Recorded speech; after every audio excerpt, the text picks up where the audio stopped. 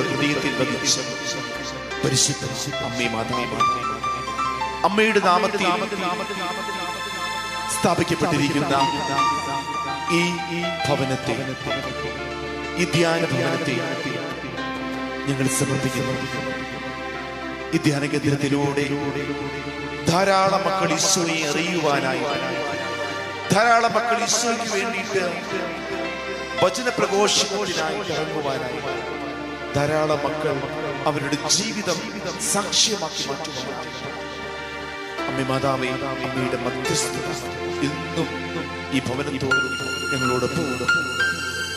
അമ്മേ മാതാവേ, ഞങ്ങൾക്ക് വേണ്ടിയിട്ട് പ്രത്യേകിച്ച് വചനം ശ്രവിക്കുവാനായിട്ട് ആഗ്രഹിച്ച് ദാഹത്തോടിരിക്കുന്ന ഈ പ്രിയപ്പെട്ട മക്കൾക്ക് വേണ്ടിയിട്ട് അമ്മേ മാതാവേ പ്രാർത്ഥിക്കണം. അയോഗ്യനും ബലഹീനനുമായ എന്നെ ഈ ശുശ്രൂഷയ്ക്കായിട്ട് തെരഞ്ഞെടുത്ത ഈശോയെ, എന്റെ കുറവുകളും എന്റെ പോരായ്മകളും ഒക്കെയും ഈശോയെ നിന്റെ അഭിഷേകത്താൽ നിറച്ച് ഇല്ലാതാക്കി അങ്ങയുടെ ജനത്തോട് അവരാഗ്രഹിക്കുന്ന, ഇന്ന് നീ അവരോട് സംസാരിക്കുവാനായിട്ട് ആഗ്രഹിക്കുന്ന വചനത്തെ എന്റെ നാവിൽ നിറയ്ക്കണമേ. അമ്മേ മാതാവേ, ഞങ്ങൾക്ക് വേണ്ടിയിട്ട് അമ്മ തിരുക്കുമാരന്റെ പക്കൽ മധ്യസ്ഥ വഹിക്കണമേ. നമുക്ക് ഒരുമിച്ച് പ്രാർത്ഥിക്കാം. നന്മ നിറഞ്ഞ മറിയമേ, നിനക്ക് സ്തുതി. കർത്താവ് അങ്ങയുടെ കൂടെ സ്ത്രീകൾ അങ്ങ് അനുഗ്രഹിക്കപ്പെട്ടവളാകുന്നു. അങ്ങയുടെ ദുരിതത്തിന്റെ ഫലമായി ഈശോ അനുഗ്രഹിക്കപ്പെട്ടവനാകുന്നു. ഞങ്ങൾക്ക് വേണ്ടി ഇപ്പോഴും ഞങ്ങളുടെ മരണസമയത്തും തമ്പുരാനോട് അപേക്ഷിക്കണമേ. ആമേൻ. നന്മ നിറഞ്ഞ മറിയമേ, നിനക്ക് സ്തുതി. കർത്താവ് അങ്ങയുടെ കൂടെ സ്ത്രീകൾ അങ്ങ് അനുഗ്രഹിക്കപ്പെട്ടവളാകുന്നു. അങ്ങയുടെ ദുരിതത്തിന്റെ ഫലമായി ഈശോ അനുഗ്രഹിക്കപ്പെട്ടവനാകുന്നു. പാപികളായ ഞങ്ങൾക്ക് വേണ്ടി ഇപ്പോഴും ഞങ്ങളുടെ മരണസമയത്തും തമ്പുരാനോട് അപേക്ഷിക്കണമേ. ആമേൻ. നന്മ നിറഞ്ഞ മറിയമേ, നിനക്ക് സ്തുതി. കർത്താവ് അങ്ങയുടെ കൂടെ സ്ത്രീകൾ അങ്ങ് അനുഗ്രഹിക്കപ്പെട്ടവളാകുന്നു. അങ്ങയുടെ ദുരിതത്തിന്റെ ഫലമായി ഈശോ അനുഗ്രഹിക്കപ്പെട്ടവനാകുന്നു. പാപികളായ ഞങ്ങൾക്ക് വേണ്ടി ഇപ്പോഴും ഞങ്ങളുടെ മരണസമയത്തും തമ്പുരാനോട് അപേക്ഷിക്കണമേ. ആമേൻ. വിശുദ്ധ കുരിശിന്റെ അടയാളം നമുക്ക് നമ്മുടെ നെറ്റിയിൽ വരയ്ക്കാം. വിശുദ്ധ കുരിശിന്റെ അടയാളത്താലെ ഞങ്ങളുടെ ശത്രുക്കളിൽ നിന്ന് ഞങ്ങളെ രക്ഷിക്കാം. ഞങ്ങളുടെ തമ്പുരാനെ, പിതാവിന്റെയും പുത്രന്റെയും പരിശുദ്ധാത്മാവിന്റെയും നാമത്തിൽ ആമേൻ. ഈശോ മിശിഹായ്ക്ക് സ്തുതിയായിരിക്കട്ടെ. ഇപ്പോഴും എപ്പോഴും സ്തുതിയായിരിക്കട്ടെ. നമുക്ക് പരസ്പരം സ്തുതി കൊടുക്കാം. ഈശോ മിശിഹായ്ക്ക് സ്തുതിയായിരിക്കട്ടെ. ഇപ്പോഴും എപ്പോഴും സ്തുതിയായിരിക്കട്ടെ. നമുക്കിരിക്കാം.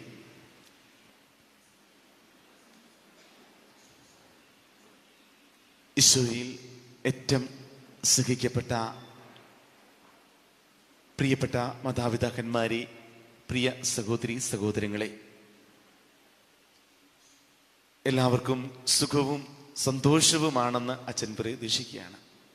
എല്ലാവർക്കും സുഖമാണോ?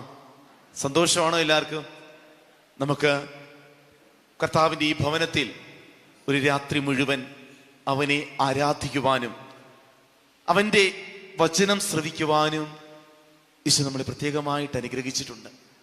നമ്മുടെ ക്ഷീണവും മറ്റസ്വസ്ഥതകളും ഒക്കെ മാറ്റിവെച്ച് വരുന്ന ഈ നിമിഷങ്ങളിൽ, ഈ ആരാധനയുടെ മണിക്കൂറിൽ കർത്താവ് പണ്ട് തൻ്റെ സ്നേഹന്മാരോട് പറഞ്ഞതുപോലെ അല്പനേരം നിങ്ങൾ എന്നോടൊപ്പം ഉണർന്നിരുന്ന് പ്രാർത്ഥിക്കുവിൻ. ഈശോ നമ്മളോട് ഈ നിമിഷം പറയുന്നത് അതാണ്. നിങ്ങൾ എന്നോടൊപ്പം ഉണർന്നിരുന്ന് പ്രാർത്ഥിച്ച് നിങ്ങൾ ആത്മാവിൽ ശക്തി പ്രാപിക്കുക. നമ്മളെ പ്രത്യേകമായിട്ട് ഈശോ അതിനു വേണ്ടിയിട്ടാണ് വിളിച്ച് ഇന്ന് ഈ ഭവനത്തിൽ കൊണ്ടുവന്നിരിക്കുക. ഈശോയെ ആരാധിക്കുവാൻ, അവൻ്റെ വചനം ശ്രവിക്കുവാൻ. ഞാൻ നേരത്തെ സൂചിപ്പിച്ചതുപോലെ ആ വചനം നമ്മുടെ ജീവിതത്തിൽ, നമ്മൾ കേൾക്കുന്ന വചനം കേട്ടുപോകുന്നവരാകാതെ അത് നമ്മുടെ ജീവിതത്തിൽ നമ്മളായിരിക്കുന്ന മേഖലകളിൽ ഫലം പുറപ്പെടുവിക്കുവാനായിട്ടുള്ള കൃപയ്ക്ക് വേണ്ടിയിട്ട് നമ്മൾ പ്രാർത്ഥിക്കണം. ഒരു ക്രൈസ്തവൻ അവൻ വചനം വായിക്കുമ്പോൾ, വചനം കേൾക്കുമ്പോൾ, വചന പ്രഘോഷണങ്ങളിൽ പങ്കെടുക്കുമ്പോൾ അവൻ്റെ പ്രാർത്ഥന ഇതായിരിക്കണം: ഈശോയെ, ഇവിടെ നിന്ന് ലഭിക്കുന്ന ഒരു വചനം, ഒരൊറ്റ വചനം അതെന്നെ സ്പർശിക്കുവാനും ആ വചനം എൻ്റെ ജീവിതത്തിൽ ഞാനായിരിക്കുന്ന ഇടങ്ങളിൽ ആ വചനം 100, 60, 30 മേനി ഫലം പുറപ്പെടുവിക്കുവാനായിട്ട്, അങ്ങനെ ഈ വചനത്തിലൂടെ, ഈ ഫലത്തിലൂടെ ധാരാളം പേർ എന്നോടൊപ്പം ജീവിക്കുന്ന, എന്നെ കേൾക്കുന്ന, അല്ലെങ്കിൽ എന്നോടൊപ്പം സഹകരിക്കുന്ന ഒരു വ്യക്തിയെങ്കിലും ഈശോയെ നിന്നെ അറിയുവാനും നിന്നെ സ്നേഹിക്കുവാനും നീ സഹായിക്കണമേ. ഏത് വചന പ്രഘോഷണത്തിൻ്റെ സമയത്തും എപ്പോഴൊക്കെ നമ്മൾ വചനം കേൾക്കുമ്പോഴും എപ്പോഴൊക്കെ നമ്മൾ വചനം വായിക്കുമ്പോഴും ഈ പ്രാർത്ഥന നമ്മുടെ മനസ്സിലുണ്ടാകണം. എന്താണ് ആ പ്രാർത്ഥന?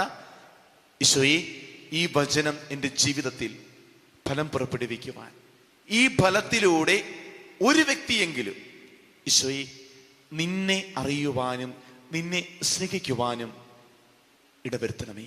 യഥാർത്ഥത്തിൽ മിഷൻ പ്രവർത്തനം യഥാർത്ഥത്തിൽ ഇതാണ്. ഇതിനു വേണ്ടിയിട്ടാണ് ഈശോ നമ്മളെ ഓരോരുത്തരെയും വിളിച്ചിട്ടുള്ളത്. നമ്മുടെ ജീവിതത്തിലൂടെ അനേകരെ ഈശോയിലേക്ക് എത്തിക്കുക. അതാണ് യഥാർത്ഥത്തിൽ പ്രേക്ഷിത ദൗത്യം. അതിന് നമ്മൾ വടക്കേ ഇന്ത്യയിലേക്കോ അല്ലെങ്കിൽ ലോകത്തിൻ്റെ മറ്റ് ഭാഗങ്ങളിലേക്കോ പോകണമെന്നില്ല. തീർച്ചയായിട്ടും അങ്ങനെ അവസരമുണ്ടാകുന്ന വ്യക്തികൾ, അതിന് സാധ്യതയുള്ള വ്യക്തികൾ തീർച്ചയായിട്ടും പോകണം. സന്യാസികളും അതുപോലെ തന്നെ വൈദികരും ഒക്കെ, അല്ലെങ്കിൽ പ്രേക്ഷിത പ്രവർത്തനത്തിന് മേഖലയിലൊക്കെ സഹായിക്കുന്ന ആത്മാവിനും ഒക്കെ ഇങ്ങനെ പോകുന്നവരുണ്ട്. തീർച്ചയായിട്ടും അത് നല്ല കാര്യമാണ്. ചിലപ്പോൾ നമുക്ക് അതിനുള്ള സാഹചര്യം നമുക്കുണ്ടാകില്ല. പക്ഷേ നമുക്ക് വചനപ്രഘോഷകരാകാം. ഇതുപോലെ നമ്മുടെ ജീവിതത്തിലൂടെ ഒരു വ്യക്തിയെങ്കിലും ഈശോയ്ക്ക് വേണ്ടിയിട്ട് സ്വാധീനിക്കുവാനായിട്ട് നമുക്ക് കഴിഞ്ഞാൽ നമ്മുടെ ജീവിതം ധന്യമാകും. അതിനുള്ള കൃപയ്ക്ക് വേണ്ടിയിട്ട് വേണം നമ്മൾ പ്രാർത്ഥിക്കാനായിട്ട്. ഞാൻ ഇന്ന് നിങ്ങളോട് പറയുവാനായിട്ട് ആഗ്രഹിക്കുന്നത്, നമുക്കൊക്കെ ഏറെ ഇഷ്ടമുള്ള ഒന്നിനെ കുറിച്ചാണ്. നമുക്ക് വലിയ പരിചയമുള്ള, നമ്മുടെ ജീവിതത്തോട് നമ്മൾ എന്നും ചേർത്ത് പിടിക്കുന്ന, നമുക്കെന്നും ശക്തി നൽകുന്ന ഒരു വസ്തു, വിശുദ്ധ കുരിശ്.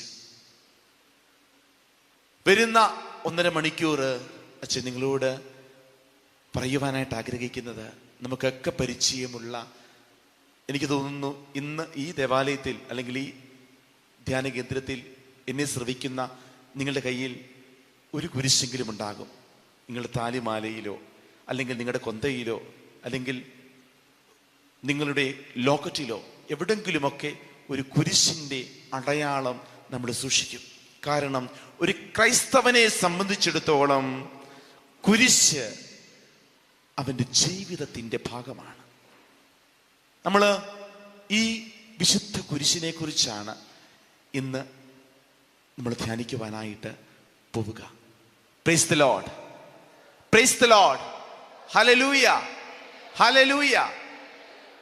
ഉറക്കം വരുന്നുണ്ടെങ്കിൽ അച്ഛനോട് പറയണം കേട്ടോ. അപ്പോൾ നമുക്കൊന്ന് എഴുന്നേറ്റ് നിന്ന് പാട്ടൊക്കെ പാടി ആ ഉറക്കമൊക്കെ മാറ്റാം. എനിക്കും ചിലപ്പോൾ ക്ഷീണമുണ്ടാകാനുള്ള സാധ്യതയുണ്ട്. കാരണം ഞാൻ ഇന്ന് രാവിലെ മുതൽ വൈകുന്നേരം വരെ ഇതുപോലെ കുട്ടികളെ പഠിപ്പിച്ചുകൊണ്ടിരിക്കുകയായിരുന്നു.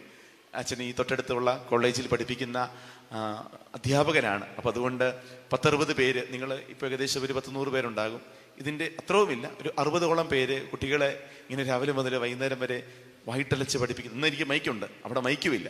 അപ്പം അതുകൊണ്ട് ഞാനും ക്ഷീണിതനാണ്. അപ്പം അതുകൊണ്ട് എന്നെയും ഊർജ്ജസ്വലമാക്കേണ്ട ഉത്തരവാദിത്വം നിങ്ങൾക്കാണ്. അപ്പം അതുകൊണ്ട് നിങ്ങൾ ഉറങ്ങിയാൽ ഞാൻ ഡൗണായി പോകും. അപ്പം അതുകൊണ്ട് നമുക്ക് പരസ്പരം പ്രാർത്ഥിച്ചുകൊണ്ട് നമുക്ക് ഈ വചന പ്രഘോഷണത്തിലേക്ക് പ്രവേശിക്കാം. വിശുദ്ധ കുരിശിനെയാണ് നമ്മൾ ധ്യാനിക്കാനായിട്ട് പോകുന്നത്. വിശുദ്ധ മത്തായിയുടെ സുവിശേഷത്തിൽ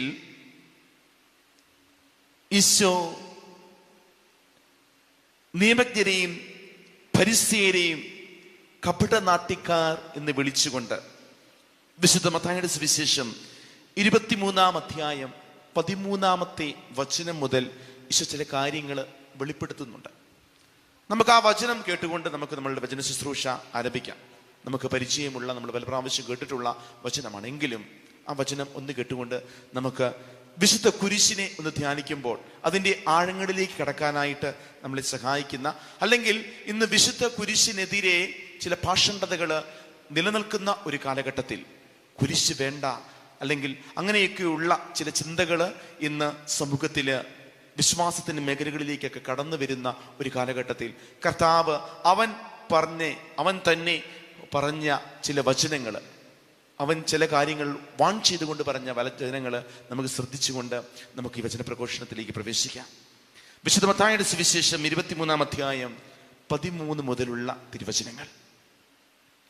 കപടനാട്യക്കാരായ നിയമജ്ഞരെ, ഫരിസേയരെ, നിങ്ങൾക്ക് ദുരിതം! നിങ്ങൾ മനുഷ്യരുടെ മുൻപിൽ സ്വർഗരാജ്യം അടച്ചു കളയുന്നു. നിങ്ങൾ അതിൽ പ്രവേശിക്കുന്നില്ല, പ്രവേശിക്കുവാൻ വരുന്നവരെ അനുവദിക്കുന്നുമില്ല. കപടനാട്യക്കാരായ നിയമജ്ഞരെ, ഫരിസേയരെ, നിങ്ങൾക്ക് ദുരിതം! ഒരുവനെ നിങ്ങൾ മതത്തിൽ ചേർക്കുവാൻ നിങ്ങൾ കടലും കരയും ചുറ്റി സഞ്ചരിക്കുന്നു. ചേർന്ന് കഴിയുമ്പോൾ നിങ്ങൾ അവനെ നിങ്ങളുടെ ഇരട്ടി നരകസന്തതിയാക്കി തീർക്കുന്നു. അന്ധരായ മാർഗദർശികളെ, നിങ്ങൾക്ക് ദുരിതം!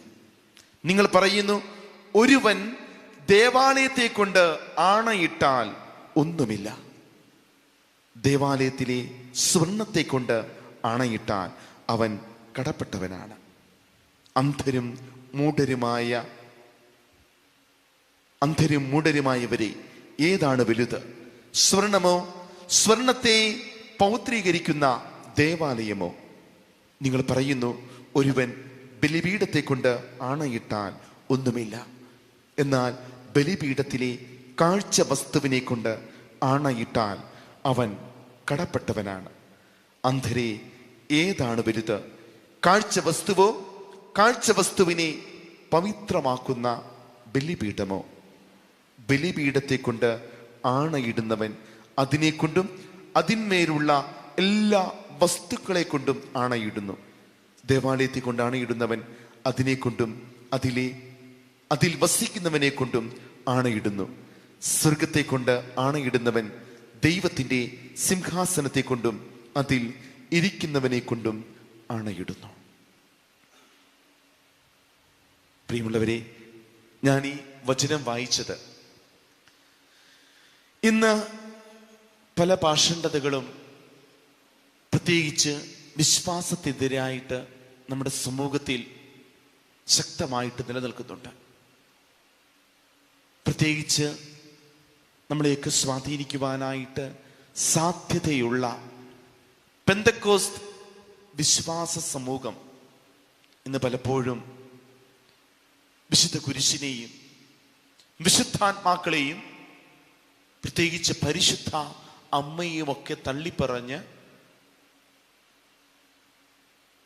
വിശ്വാസികളായ നമ്മെ പോലും സ്വാധീനിച്ച് ആ പാഷണ്ഡതയിലേക്ക് അടുപ്പിക്കുവാനായിട്ട് ശ്രമിക്കുന്ന സമയത്ത് വിശുദ്ധ കുരിശിനെ ധ്യാനിക്കുമ്പോൾ ഈ വചനം, ഈശോ പറഞ്ഞ ഈ വചനം നമ്മുടെ മനസ്സിലുണ്ടാകട്ടെ.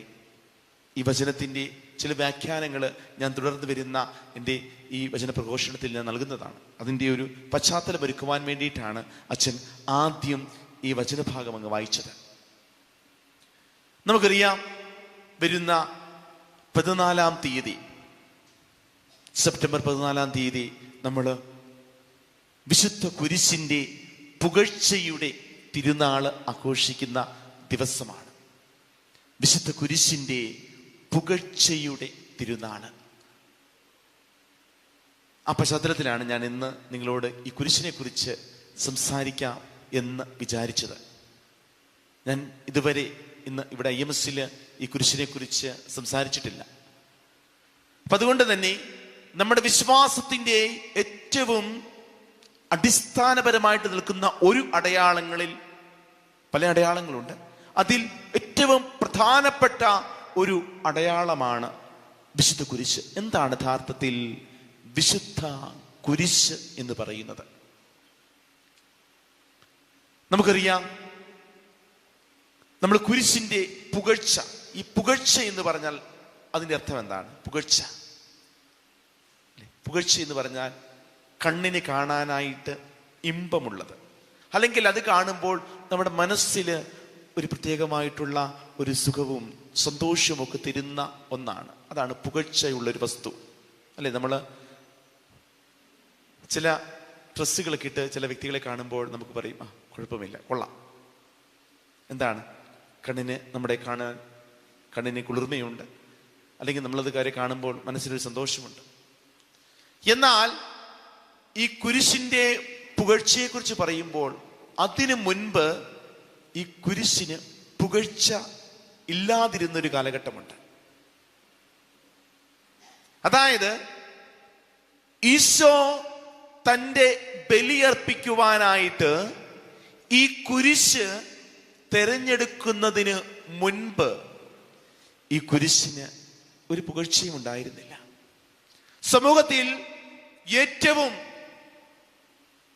കൊലപാതകികളും മറ്റു വലിയ പാപങ്ങളുമൊക്കെ ചെയ്ത കുറ്റവാളികളെ ഇല്ലാതാക്കുവാനായിട്ട് റോമാക്കാർ കണ്ടുപിടിച്ച ഒരു ഒരു ഒരു ഒരു പീഡന മുറയാണ് യഥാർത്ഥത്തിൽ കുരിശ്. കുരിശ് കാണുമ്പോൾ ആർക്കും ഒരു സന്തോഷവും തോന്നാറില്ല. അങ്ങനെ കുരിശ് കാണുമ്പോൾ ആർക്കും മനസ്സിനും സന്തോഷമില്ല, അത് കാണുന്ന നമ്മൾ കാഴ്ചയിലും ഒരു സന്തോഷവും ഇല്ലാതിരുന്ന ഒരു കാലഘട്ടത്തിൽ ഇതിന് പുകഴ്ചയുണ്ടാക്കിയത് എന്താണ്? അതിന് പുകഴ്ചയുണ്ടാക്കിയത് അതിൽ ഈ ലോകത്തിൻ്റെ രക്ഷകൻ ഈ ലോകത്തിന് വേണ്ടിയിട്ട് ക്രൂശിക്കപ്പെട്ടപ്പോഴാണ് ആ കുരിശ് പുകഴ്ചയുടെ രക്ഷയുടെ അടയാളമായിട്ട് മാറിയത്. Hallelujah, hallelujah. യഥാർത്ഥത്തിൽ ഈ പുകഴ്ചയുടെ അനുഭവം ഉണ്ടായത് യഥാർത്ഥത്തിൽ ഒരു ദുഃഖവെള്ളിയാഴ്ചയാണ്. ഈ ദുഃഖവെള്ളിയാഴ്ച നമുക്കറിയാം ഏകദേശം 12 മണിക്കൂറിൻ്റെ ഒരു ഒരു ഒരു ഒരു ആ മണിക്കൂറുകളിലാണ് യഥാർത്ഥത്തിൽ ഈശോയുടെ ദുഃഖവെള്ളിയുടെ ആ പീഡാസഹനങ്ങള് കുരിശുമരണമൊക്കെ നടക്കുന്നത്. ഈശോയെ വെളുപ്പിന് രാവിലെ 3 മണിയൊക്കെ ആകുമ്പോൾ ഈശോയെ അവർ പിടിച്ചു കിട്ടുന്നുണ്ട്. യുദാസ് ഈശോയെ ഒറ്റിക്കൊടുത്ത് അത് അവര് പടയാളികള് ഈശോയെ പിടിച്ചു കിട്ടുന്നു. അതിനുശേഷം ഏകദേശം 3 മണിക്കൂർ, അതായത് ഏകദേശം 6 മണിക്കൂർ, 3 മണിക്ക് ഈശോയെ അവരെ ബന്ധനസ്ഥരാക്കുന്നു. അതിനുശേഷം ഏകദേശം 6 മണിക്കൂർ ഈശോ വിചാരണ നേരിടുന്ന ഒരു സമയമാണ് 6 മണിക്കൂർ. അതിനുശേഷം ഏകദേശം 9-ാം മണിക്കൂറിൽ ഈശോ ഈ കുരിശുമെടുത്ത് ഗഹുൽത്താലേക്ക് കാൽവരിയിലേക്ക് ഈശോ നടക്കുന്നു. ഒരു 3 മണിക്കൂർ, ഏകദേശം 9 മണി തുടങ്ങി 12 മണി വരെ ഈ കാൽവരിയിലേക്കുള്ള ഈശോ കുരിശ് വഹിച്ചുകൊണ്ടുള്ള ഈശോയുടെ യാത്രയാണ്. 12 മണി തുടങ്ങി ഈശോയുടെ മരണം വരെ ഏകദേശം 3-ാം മണിക്കൂർ വരെ കുരിശ് ഈശോയെ വഹിക്കുന്നു. 9 മണി തുടങ്ങി 12 മണി വരെ ഈശോ കുരിശ് വഹിച്ചെങ്കിൽ 12 മണി മുതൽ ഏകദേശം അവന്റെ മരണം വരെ, 3 മണിക്കാണെന്നാണ് പറയുന്നത്, ആ മരണം വരെ കുരിശ് ഈശോയെ വഹിച്ചു.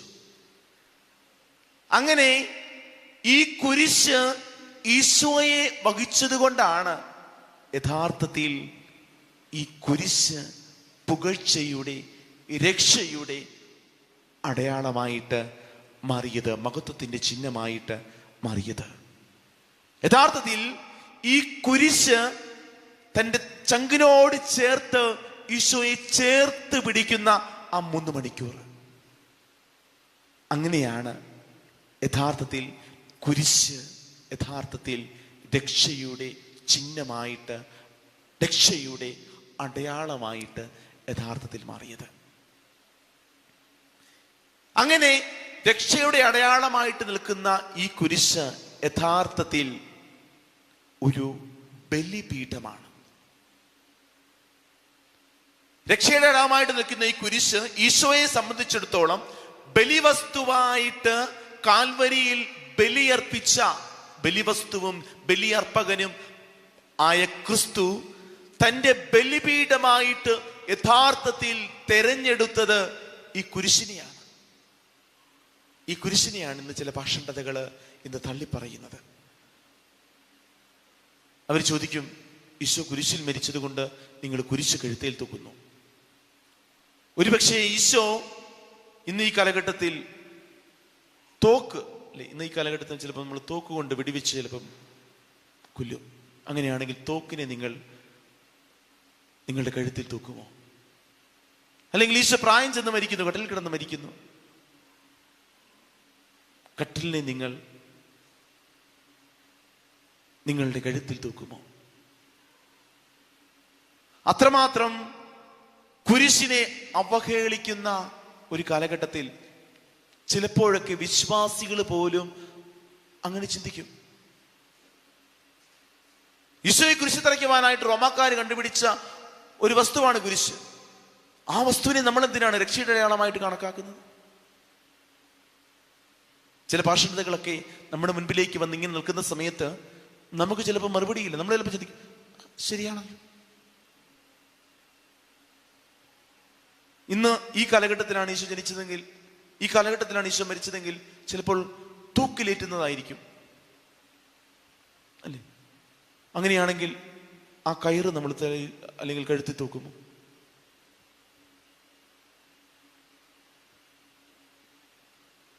ലോജിക്ക് അപ്ലൈ ചെയ്ത് കഴിഞ്ഞാൽ അവർ പറയുന്നത് ശരിയാണെന്ന് നമുക്ക് തോന്നും. പക്ഷേ എൻ്റെ പ്രിയമുള്ളവരെ, അങ്ങനെയല്ല. ഈ കുരിശിനെ ബലിപീഠമാക്കി ഈ കുരിശിൽ മരിക്കണമെന്ന്, ഈ കുരിശിൽ ബലിയർപ്പിക്കണമെന്ന് ദൈവിക പദ്ധതി അനാദി മുതലേ ദൈവം നിശ്ചയിച്ച് തീരുമാനിച്ചെടുത്തതാണ്. ഇത് പെട്ടെന്ന് ഒരു നിമിഷത്തിൽ ഈശോ ജനിച്ച് ആ സമയത്ത് അവിടെ ക്രൂശ് ഉണ്ടാകുന്നു, ആ ക്രൂശിൽ ഈശോയെ കുരിശിൽ മരിക്കുന്നു, അങ്ങനെ രക്ഷയുടെ അടയാളമായി മാറിയതല്ല. മറിച്ച് രക്ഷാകര പദ്ധതി ദൈവം തീരുമാനിച്ച തൻ്റെ രക്ഷകനായിട്ട്, ഈ ഭൂമിയുടെ രക്ഷകനായിട്ട് തൻ്റെ പുത്രനെ ഈ ഭൂമിയിലേക്ക് അയക്കുവാനായിട്ട് ദൈവം തീരുമാനിച്ച ആ നിമിഷം തുടങ്ങി ഈ കുരിശ് ദൈവം തൻ്റെ ബലിയർപ്പണത്തിൻ്റെ ബലിപീഠമായിട്ട് തിരഞ്ഞെടുത്തിട്ടുണ്ട്. അതുകൊണ്ട് പെട്ടെന്ന് ഈശോയുടെ മനസ്സിലേക്ക് വന്നൊരു ആശയമല്ല, അല്ലെങ്കിൽ പെട്ടെന്ന് അങ്ങനെ സംഭവിച്ചു പോയതല്ല. മറിച്ച് പഴയ നിയമം തുടങ്ങി, പഴയ നിയമത്തിൽ നമ്മൾ വായിക്കുന്ന ഈ കുരിശിന്റെ ധാരാളം പ്രതീകങ്ങൾ നമ്മൾ പഴയ നിയമത്തിൽ വായിക്കുന്നുണ്ട്. അതുകൊണ്ട് ഈ കുരിശെന്ന് പറയുന്നത് അത് ദൈവം തൻ്റെ രക്ഷാകര പദ്ധതി ഈ ഭൂമിയിൽ നടപ്പിലാക്കുവാനായിട്ട്, തൻ്റെ പുത്രനെ ഈ ഭൂമിയുടെ രക്ഷകനായിട്ട് അയക്കുവാനായിട്ട് തീരുമാനിച്ച ആ നിമിഷം മുതൽ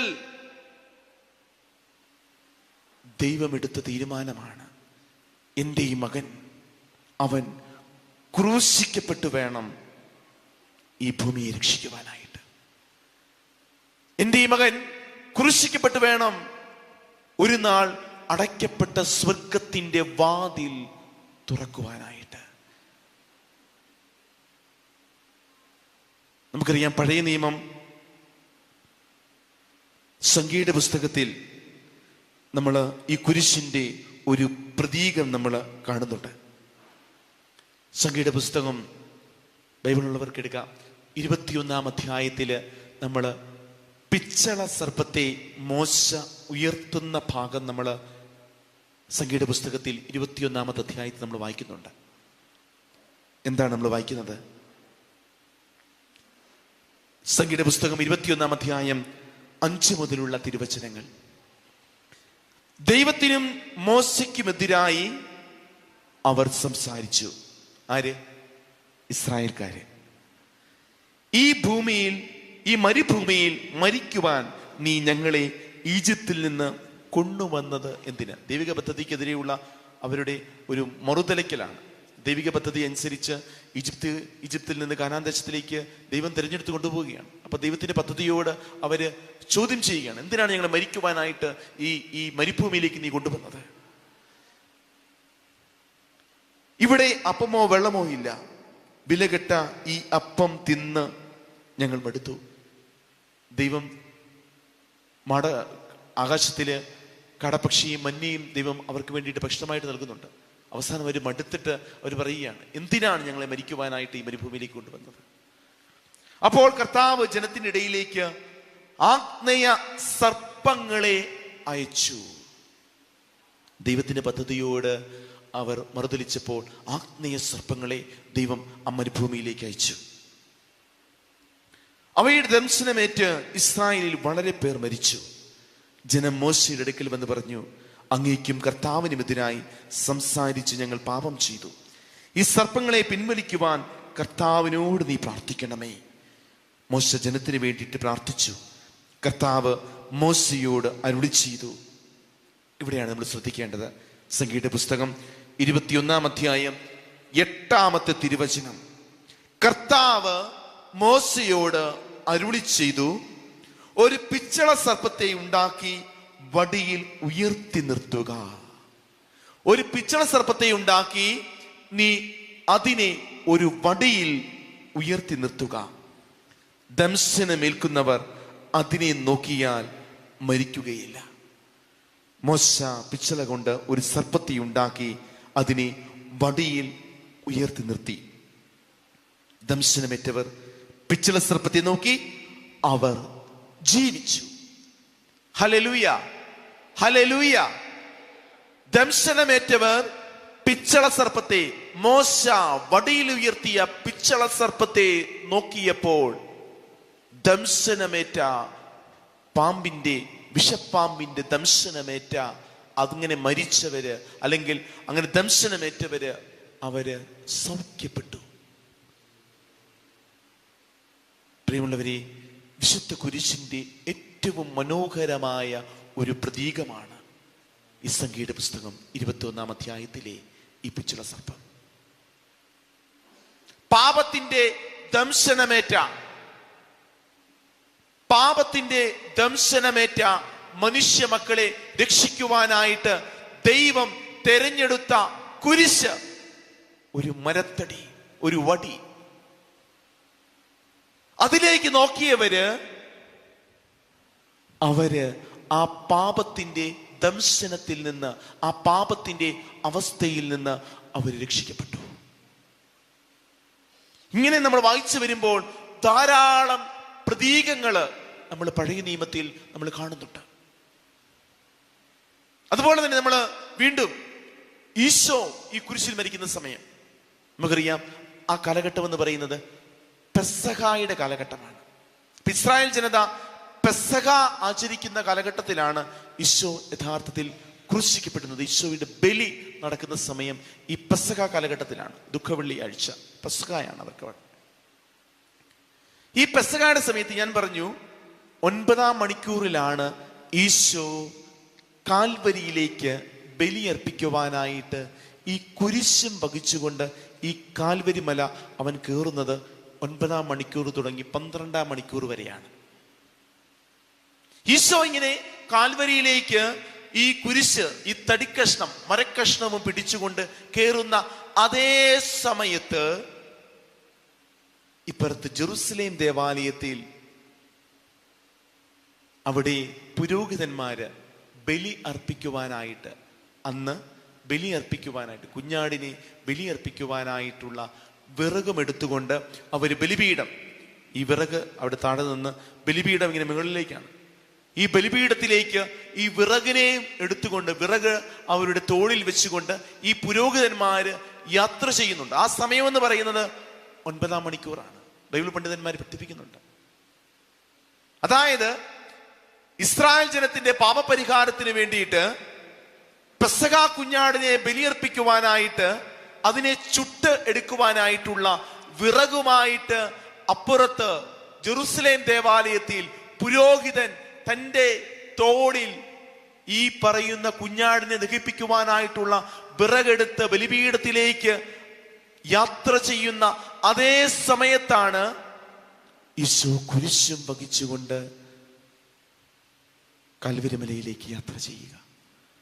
അതായത് വർഷങ്ങളോളം നടന്ന ഒരു പ്രാക്ടീസ്. ഈ പ്രാക്ടീസിന്റെ ഈ കൃത്യസമയം തന്നെ ദൈവം തെരഞ്ഞെടുത്തത് അതൊരു പ്രതീകമായിട്ട് തന്നെയാണ്. ആ വിറകിന്റെ പ്രതീകമായിട്ട് തന്നെയാണ് ആ കുരിശിനെ നമ്മൾ കാണുക. അതുപോലെ തന്നെ ഈ കുഞ്ഞാടിനെ ഇങ്ങനെ ബലിയർപ്പിക്കുന്ന സമയത്ത് അവര് ഈ വിറകിൽ ഒരു വിറക് ഈ കുഞ്ഞാടിനെ അതിനെ കുറുകയും നടുകയുമായിട്ട് നിർത്തിക്കൊണ്ടാണ്, അതായത് ഒരു കുരിശാകൃതിയിൽ 2 മരക്കഷ്ണങ്ങൾ ഈ പറയുന്ന കുഞ്ഞാടിന്റെ ദേഹത്തൂടെ അങ്ങോട്ടും ഇങ്ങോട്ടും കയറ്റി, അതായത് നെടുകയും കുറുകയും കയറ്റി നിർത്തിക്കൊണ്ടാണ് അവര് ഇതിന് ദഹനബലി അർപ്പിക്കുക. അവിടെയും കുരിശിന്റെ, നിങ്ങൾ ആരെങ്കിലുമൊക്കെ ഇന്റർനെറ്റ് ഒക്കെ ഉപയോഗിക്കുന്ന വ്യക്തികളാണെങ്കിൽ നിങ്ങൾ ഒന്ന് ഗൂഗിളിൽ സെർച്ച് ചെയ്ത് നോക്കണം. ഈ ദഹനബലി അർപ്പിക്കുന്ന കുഞ്ഞാടിന്റെ പിക്ചർ നിങ്ങൾക്ക് അവിടെ കാണാനായിട്ട് പറ്റും. അവിടെയും 2 കമ്പുകൾ നെടുകയും കുറുകയും വെച്ചുകൊണ്ടാണ് ഈ കുഞ്ഞാടിനെ അവർ ബലിയർപ്പിക്കുന്നത്, ദഹിപ്പിക്കുവാനായിട്ട് ബലിയർപ്പിക്കുന്നത്. അവിടെയും വീണ്ടും ഈ കുരിശിന്റെ പ്രതീകം വരുന്നു. പിന്നെ വീണ്ടും ഈശോ പോലും യഥാർത്ഥത്തിൽ ജനിക്കുന്ന, അവൻ ജനിച്ച കാലഘട്ടം എന്ന് പറയുന്നത് ഒരുപക്ഷെ ഈ പറയുന്ന ഈ കാലഘട്ടത്തിലല്ലായിരുന്നെങ്കിൽ, ഈശോ ജനിക്കുന്ന ആ കാലഘട്ടത്തിലല്ലായിരുന്നെങ്കിൽ ഒരുപക്ഷെ ഈശോ മരിക്കുക ഈ ക്രൂശിലായിരിക്കില്ല. കൃത്യസമയത്താണ് ദൈവം തൻ്റെ മകനെ ഈ ഭൂമിയിലേക്ക് വിടുന്നത്. അതായത് ഇസ്രായേൽക്കാര് റോമാ സാമ്രാജ്യത്വത്തിന്റെ അടിമത്വത്തിൽ കഴിയുന്ന കാലഘട്ടത്തിൽ, നമ്മൾ മനസ്സിലാക്കണം ആ സമയം ഇസ്രായേൽക്കാർ മറ്റ് ഏതെങ്കിലും പ്രവാസ കാലഘട്ടത്തിലാണ് എങ്കിൽ ഈശോ ഒരുപക്ഷെ ഈ രീതിയിൽ മരിക്കുകയില്ലായിരുന്നു, ഈശോ ക്രൂശിക്കപ്പെടുകയില്ലായിരുന്നു. കാരണം റോമ സാമ്രാജ്യമാണ്, അല്ലെങ്കിൽ റോമൻ പട്ടാളമാണ് ഈ ക്രൂശ് മരണം എന്നുള്ള ഇത്ര ഹീനമായിട്ടുള്ള, ഏറ്റവും പെയിൻഫുൾ ആയിട്ടുള്ള ഈ മരണമുറ കണ്ടുപിടിച്ചത് ഈ പറയുന്ന റോമാക്കാരാണ്. അതുകൊണ്ട് ഇസ്രായേൽ ജനത റോമാ സാമ്രാജ്യത്തിന്റെ അടിമത്തത്തിലായിരിക്കുന്ന, അല്ലെങ്കിൽ അവരുടെ ഭരണകാലത്തായിരിക്കുന്ന കാലഘട്ടത്തിൽ തന്നെ തന്റെ പുത്രനെ ഈ ഭൂമിയിലേക്ക് ദൈവം അയച്ചത് ഈ പദ്ധതിയുടെ ഭാഗമാണ്. അവൻ ക്രൂശിക്കപ്പെടണം എന്നുള്ള പദ്ധതിയുടെ ഭാഗമാണ് യഥാർത്ഥത്തിൽ ഈശോയുടെ ക്രൂശ് മരണം. വീണ്ടും നമുക്കറിയാം, ഓശാനയുടെ സമയത്ത്, നമ്മൾ ദുഃഖവെള്ളിയാഴ്ചയ്ക്ക് ദിവസങ്ങൾക്ക് മുൻപ് ഓശാന ആചരിക്കും. ഈ പലസ്തീനിൽ നിന്നും അതുപോലെ തന്നെ ലോകത്തിന്റെ പല ഭാഗത്തു നിന്നുമുള്ള ഈ പറയുന്ന ഇസ്രായേൽക്കാര് ഈ പെസഹ നാളിലാണ് ജെറുസലേമിലേക്ക് വരിക. ഈ ജെറുസലേമിലേക്ക് വന്ന ഇസ്രായേൽക്കാര് അവര് ഈശോയിൽ ഒരു രക്ഷകനെ കണ്ടെത്തുന്നുണ്ട്. അങ്ങനെയാണ് കഴുതപ്പുറത്ത് പോകുന്ന ഈശോയ്ക്ക് ഹൊസാന എന്ന് അവർ വിളിക്കുന്നത്. നമ്മൾ ഇന്ന് വിളിക്കുന്ന ഹൊസാനയുടെ അർത്ഥമല്ല അന്ന് ഇസ്രായേൽ ജനത വിളിച്ച ഹൊസാനയുടെ അർത്ഥം. ഹൊസാനയുടെ അർത്ഥം ഞങ്ങളെ രക്ഷിക്കണമേ. അതായത് ഒരു വിപ്ലവ ഗാനമായിട്ടാണ് യഥാർത്ഥത്തിൽ ഇസ്രായേൽക്കാര് ഈശോയ്ക്ക് ഹൊസാന വിളിച്ചത്. ഞങ്ങളെ രക്ഷിക്കണമേ. എവിടെ നിന്ന് രക്ഷിക്കാനായിട്ടാണ്? റോമാ സാമ്രാജ്യത്തിന്റെ അടിമത്തത്തിൽ നിന്ന്, ആ വിപ്രവാസത്തിൽ നിന്ന് ഞങ്ങളെ രക്ഷിക്കണമേ എന്നാണ് രക്ഷകൻ, അതായത് ഈശോ ഒരു പൊളിറ്റിക്കൽ ലീഡർ ആണ് എന്ന് വിചാരിച്ചുകൊണ്ടാണ് യഥാർത്ഥത്തിൽ അന്ന് ആ ഇസ്രായേൽക്കാര് ഈശോയ്ക്ക് ഹൊസാന വിളിക്കുന്നത്. അങ്ങനെ ഈ ഈശോയുടെ പിന്നിൽ ഈ ഇസ്രായേൽക്കാരെല്ലാം, ലോകത്തിന്റെ പല ഭാഗങ്ങളിൽ നിന്ന് വന്ന, ബലിയർപ്പിക്കാനായിട്ട് വന്ന ഇസ്രായേൽക്കാരെല്ലാം ഒരുമിച്ച് ചേർന്ന് അവനെ ഹൊസാന വിളിച്ചുകൊണ്ട് ഞങ്ങളെ രക്ഷിക്കണമേ, വിപ്ലവഗാനം, അതായത് വിപ്ലവ നേതാവായിട്ടാണ് ഈശോ അവരുടെ മുമ്പിൽ നിൽക്കുക. അതായത് ഞങ്ങളെ ഈ പറയുന്ന റോമാ സാമ്രാജ്യത്തിൽ നിന്ന് അവർക്കെതിരെ യുദ്ധം ചെയ്ത് ഇവൻ ഞങ്ങളെ രക്ഷിക്കും എന്ന ബോധ്യത്തിലാണ് യഥാർത്ഥത്തിൽ ഈ പറയുന്ന ഈ ജനത, ഇസ്രായേൽക്കാര് ഈശോയുടെ പിന്നിൽ ഹൊസാന വിളിച്ചുകൊണ്ട് ഈശോയുടെ പിന്നിലെ പോകുന്നത്. അപ്പൊ അവർ വിചാരിക്കുന്നത് എന്താണ്? ഇവനൊരു പൊളിറ്റിക്കൽ ലീഡറാണ്, ഇവൻ റോമാ സാമ്രാജ്യത്തിനെതിരെ യുദ്ധം ചെയ്യും, അങ്ങനെ ഞങ്ങളെ അവനിൽ നിന്ന് രക്ഷിക്കും. അങ്ങനെ ഇങ്ങനെ യാത്ര ചെയ്യുന്ന സമയത്ത് ഒരു പോയിന്റിൽ 2 ഇടങ്ങളിലേക്കായിട്ട് വഴി തിരിയും. ഇടത്തോട്ട് തിരിഞ്ഞാല് പന്തിയോസ് പിലാത്തോസിന്റെ ക്യാമ്പാണ്. വലത്തോട്ട് തിരിഞ്ഞു കഴിഞ്ഞാൽ അവിടെ ജെറുസലേം ദേവാലയമാണ്. അങ്ങനെ ഹൊസാന വിളിച്ചുകൊണ്ട് ഈശോ കഴുതപ്പുറത്ത് ഈ പറയുന്ന ഇസ്രായേൽക്കാരുടെ അകമ്പടിയോടുകൂടി വരുമ്പോൾ ഇസ്രായേൽ ജനത ചിന്തിക്കുന്നത് ഇവൻ ഇടത്തോട്ട് തിരിഞ്ഞ് പന്തിയോസ് പീലാത്തോസിന്റെ ക്യാമ്പിലേക്ക് ചെന്ന് അവിടുത്തെ പട്ടാളത്തെ തന്റെ ജനത്തിനോടൊപ്പം ഇല്ലാതാക്കി റോമാ സാമ്രാജ്യത്തിൽ നിന്ന് ഞങ്ങളെ ഇന്ന് ഇവൻ രക്ഷിക്കും എന്ന് വിചാരിച്ച് ഇവന്റെ പിന്നാലെ കൂടിയിരിക്കുകയാണ്. പക്ഷേ അവരുടെ ആഗ്രഹങ്ങളും അവരുടെ പ്രതീക്ഷകൾക്കും ഒക്കെ വിരാമമിട്ട് ഈശോ ഇടത്തേക്ക് തിരിയാതെ ഈശോ വലത്തേക്ക് തിരിഞ്ഞ് ദേവാലയത്തിലേക്ക് പോകുന്നു. അതുകൊണ്ടാണ് 2 ദിവസം തനിക്ക് ഹോസാന വിളിച്ച ഇസ്രായേൽക്കാര് 2 ദിവസം കഴിയുമ്പോൾ അല്ലെങ്കിൽ 3 ദിവസം കഴിയുമ്പോൾ അവനെതിരെ പിറുപിറുക്കുകയും അവനെ ക്രൂശിക്കണമെന്ന് പറയുകയും ചെയ്യുന്നതിന്റെ കാരണം യഥാർത്ഥത്തിൽ ഇതാണ്. അവരുടെ പ്രതീക്ഷ ഇവൻ ഒരു പൊളിറ്റിക്കൽ ലീഡറായിട്ട് ഞങ്ങളെ ഈ പറയുന്ന റോമാ സാമ്രാജ്യത്തിൽ രക്ഷിക്കുമെന്ന് വിചാരിച്ചിരുന്ന അവരുടെ പ്രതീക്ഷകളൊക്കെ തകിടം മറിച്ച് അവൻ ഇടത്തേക്ക് തിരിയുന്നതിന് പകരം വലത്തേക്ക് തിരിഞ്ഞു. അതുപോലെ തന്നെ ഈശോ ഇങ്ങനെ ഒരു യാത്ര നടത്തുന്നതും ഈശോയുടെ പദ്ധതിയുടെ ഭാഗമാണ്. കാരണം അവൻ ക്രൂശിക്കപ്പെടണമെങ്കിൽ അതിന് തക്കതായ ഒരു കാരണം ഞാൻ പറഞ്ഞു. എന്താണ്? റോമാക്കാരുടെ ശിക്ഷാമുറയാണ് യഥാർത്ഥത്തിൽ ക്രൂശുമരണം എന്ന് പറയുന്നത്. അപ്പൊ റോമാക്കാർക്ക് ഇവനെ ക്രൂശിക്കണമെങ്കിൽ അതിൻ്റെതായ തക്കതായ ഒരു റീസൺ അവർക്കുണ്ടാകണം. അതിൻ്റെ ഒരു റീസണായിട്ട് നിന്നത് യഥാർത്ഥത്തിൽ ഇവൻ ഒരു രാജാവായിട്ട് ഇവന്റെ പിന്നിൽ വലിയൊരു ജനതയുണ്ട് എന്നുള്ള ചിന്ത. അതായത് തങ്ങളുടെ സാമ്രാജ്യത്വത്തിന് ഭീഷണി ആകും ഇവൻ എന്ന ചിന്ത റോമാ പട്ടാളത്തിനുണ്ടാകുന്നു, പന്തിയോസ് പിലാത്തോസിനുണ്ടാകുന്നു. അതിൽ നിന്നാണ് ഇവനെ ക്രൂശിക്കാം, ഏറ്റവും കഠിനകഠോരമായിട്ടുള്ള ഈ പീഡനമുറ അവന് നൽകാമെന്ന് അവർ ചിന്തിക്കുന്നത്. എന്ന് പറഞ്ഞാൽ അതിന്റെ അർത്ഥം ഞാൻ പറഞ്ഞു വന്നത്, ഈശോ ക്രൂശിൽ മരിക്കണമെന്ന് പിതാവായ ദൈവം നിശ്ചയിച്ചു. ഈശോ പിതാവായ ദൈവത്തിന്റെ ആ നിശ്ചയത്തിന് അവൻ വഴിയൊരുക്കി. അവന്റെ മനസ്സിലും അവന്റെ ചിന്തയിലും അവന്റെ ആഗ്രഹത്തിലും എന്റെ ബലിപീഠം കുരിശായിരിക്കണമെന്നുള്ള നിശ്ചയദാർഢ്യവും തീരുമാനവും ദൈവിക പദ്ധതിയുടെ ഭാഗമായിട്ട് അനാദി മുതലേ ഉണ്ടായിരുന്നു. താൻ മരിക്കുന്നെങ്കിൽ അത് ഈ പറയുന്ന കുരിശാകുന്ന ബലിപീഠത്തിൽ മാത്രമായിരിക്കണം എന്നുള്ള നിശ്ചയദാർഢ്യം, ഒരു ബോധ്യം ഈശോയ്ക്കുണ്ടായിരുന്നത് കൊണ്ടാണ് ഈ പറയുന്ന എല്ലാ കാര്യങ്ങളും, പഴയ നിയമം തുടങ്ങി ഇസ്രായേൽക്കാരുടെ ബലിയർപ്പണവും അതിൻ്റെ ഈ പ്രതീകാത്മകതയും അതുപോലെ തന്നെ പിന്നീട് സംഭവിക്കുന്ന ഈശോയുടെ ജീവിതത്തിൽ സംഭവിക്കുന്ന എല്ലാ കാര്യങ്ങളും അവസാനം കൊണ്ടുചെന്ന് എത്തിക്കുന്നത് ഈ ക്രൂശിലേക്കാണ്. അതുകൊണ്ട് ക്രൂശ് എന്ന് പറയുന്നത് ദൈവം തെരഞ്ഞെടുത്ത, ദൈവത്തിന് തൻ്റെ പുത്രനെ ബലിയർപ്പിക്കുവാനായിട്ട് ദൈവം തെരഞ്ഞെടുത്ത ഒരു ബലിപീഠം തന്നെയാണ് യഥാർത്ഥത്തിൽ ഈ പറയുന്ന കുരിശ്.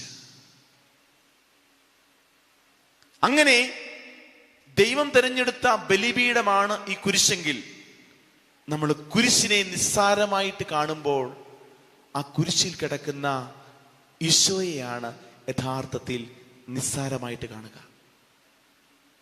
എൻ്റെ ജീവിതത്തിൽ ഞാൻ കുരിശിനെ നിന്ദിച്ചാൽ യഥാർത്ഥത്തിൽ ഞാൻ നിന്ദിക്കുന്നത് ആ ക്രൂശിൽ ബലിയർപ്പിച്ച എൻ്റെ ക്രിസ്തുവിനെ തന്നെയാണ്. അതുകൊണ്ട് കുരിശിനെയും ക്രിസ്തുവിനെയും മാറ്റി നിർത്തിക്കൊണ്ട് രണ്ടായിട്ട് ചിന്തിച്ച് ഒരു വിശ്വാസം ജീവിക്കുവാനായിട്ട് ഒരു വിശ്വാസിക്ക് കഴിയില്ല. അവിടെയാണ് പെന്തക്കോസ്ത സമൂഹങ്ങൾക്ക് അവരുടെ സംഭവിച്ചു പോയ വലിയ തെറ്റ് ഭാഷണ്ടത. ആ സാഹചര്യത്തിലാണ് ഈശോ അവരെ വാൺ ചെയ്തുകൊണ്ട്, ഇന്നത്തെ ഈ കാലഘട്ടത്തിൽ സംഭവിക്കുന്ന കാര്യങ്ങളെ വാൺ ചെയ്തുകൊണ്ട്, ഞാൻ ആദ്യം വായിച്ച മത്തായിയുടെ സുവിശേഷത്തിലെ ആ വചനം, ബലിപീഠത്തെ കൊണ്ട് ആണയിടുന്നവൻ അതിനെ കൊണ്ടും അതിന്മേലുള്ള എല്ലാ വസ്തുക്കളെ കൊണ്ടും ആണയിടുന്നു.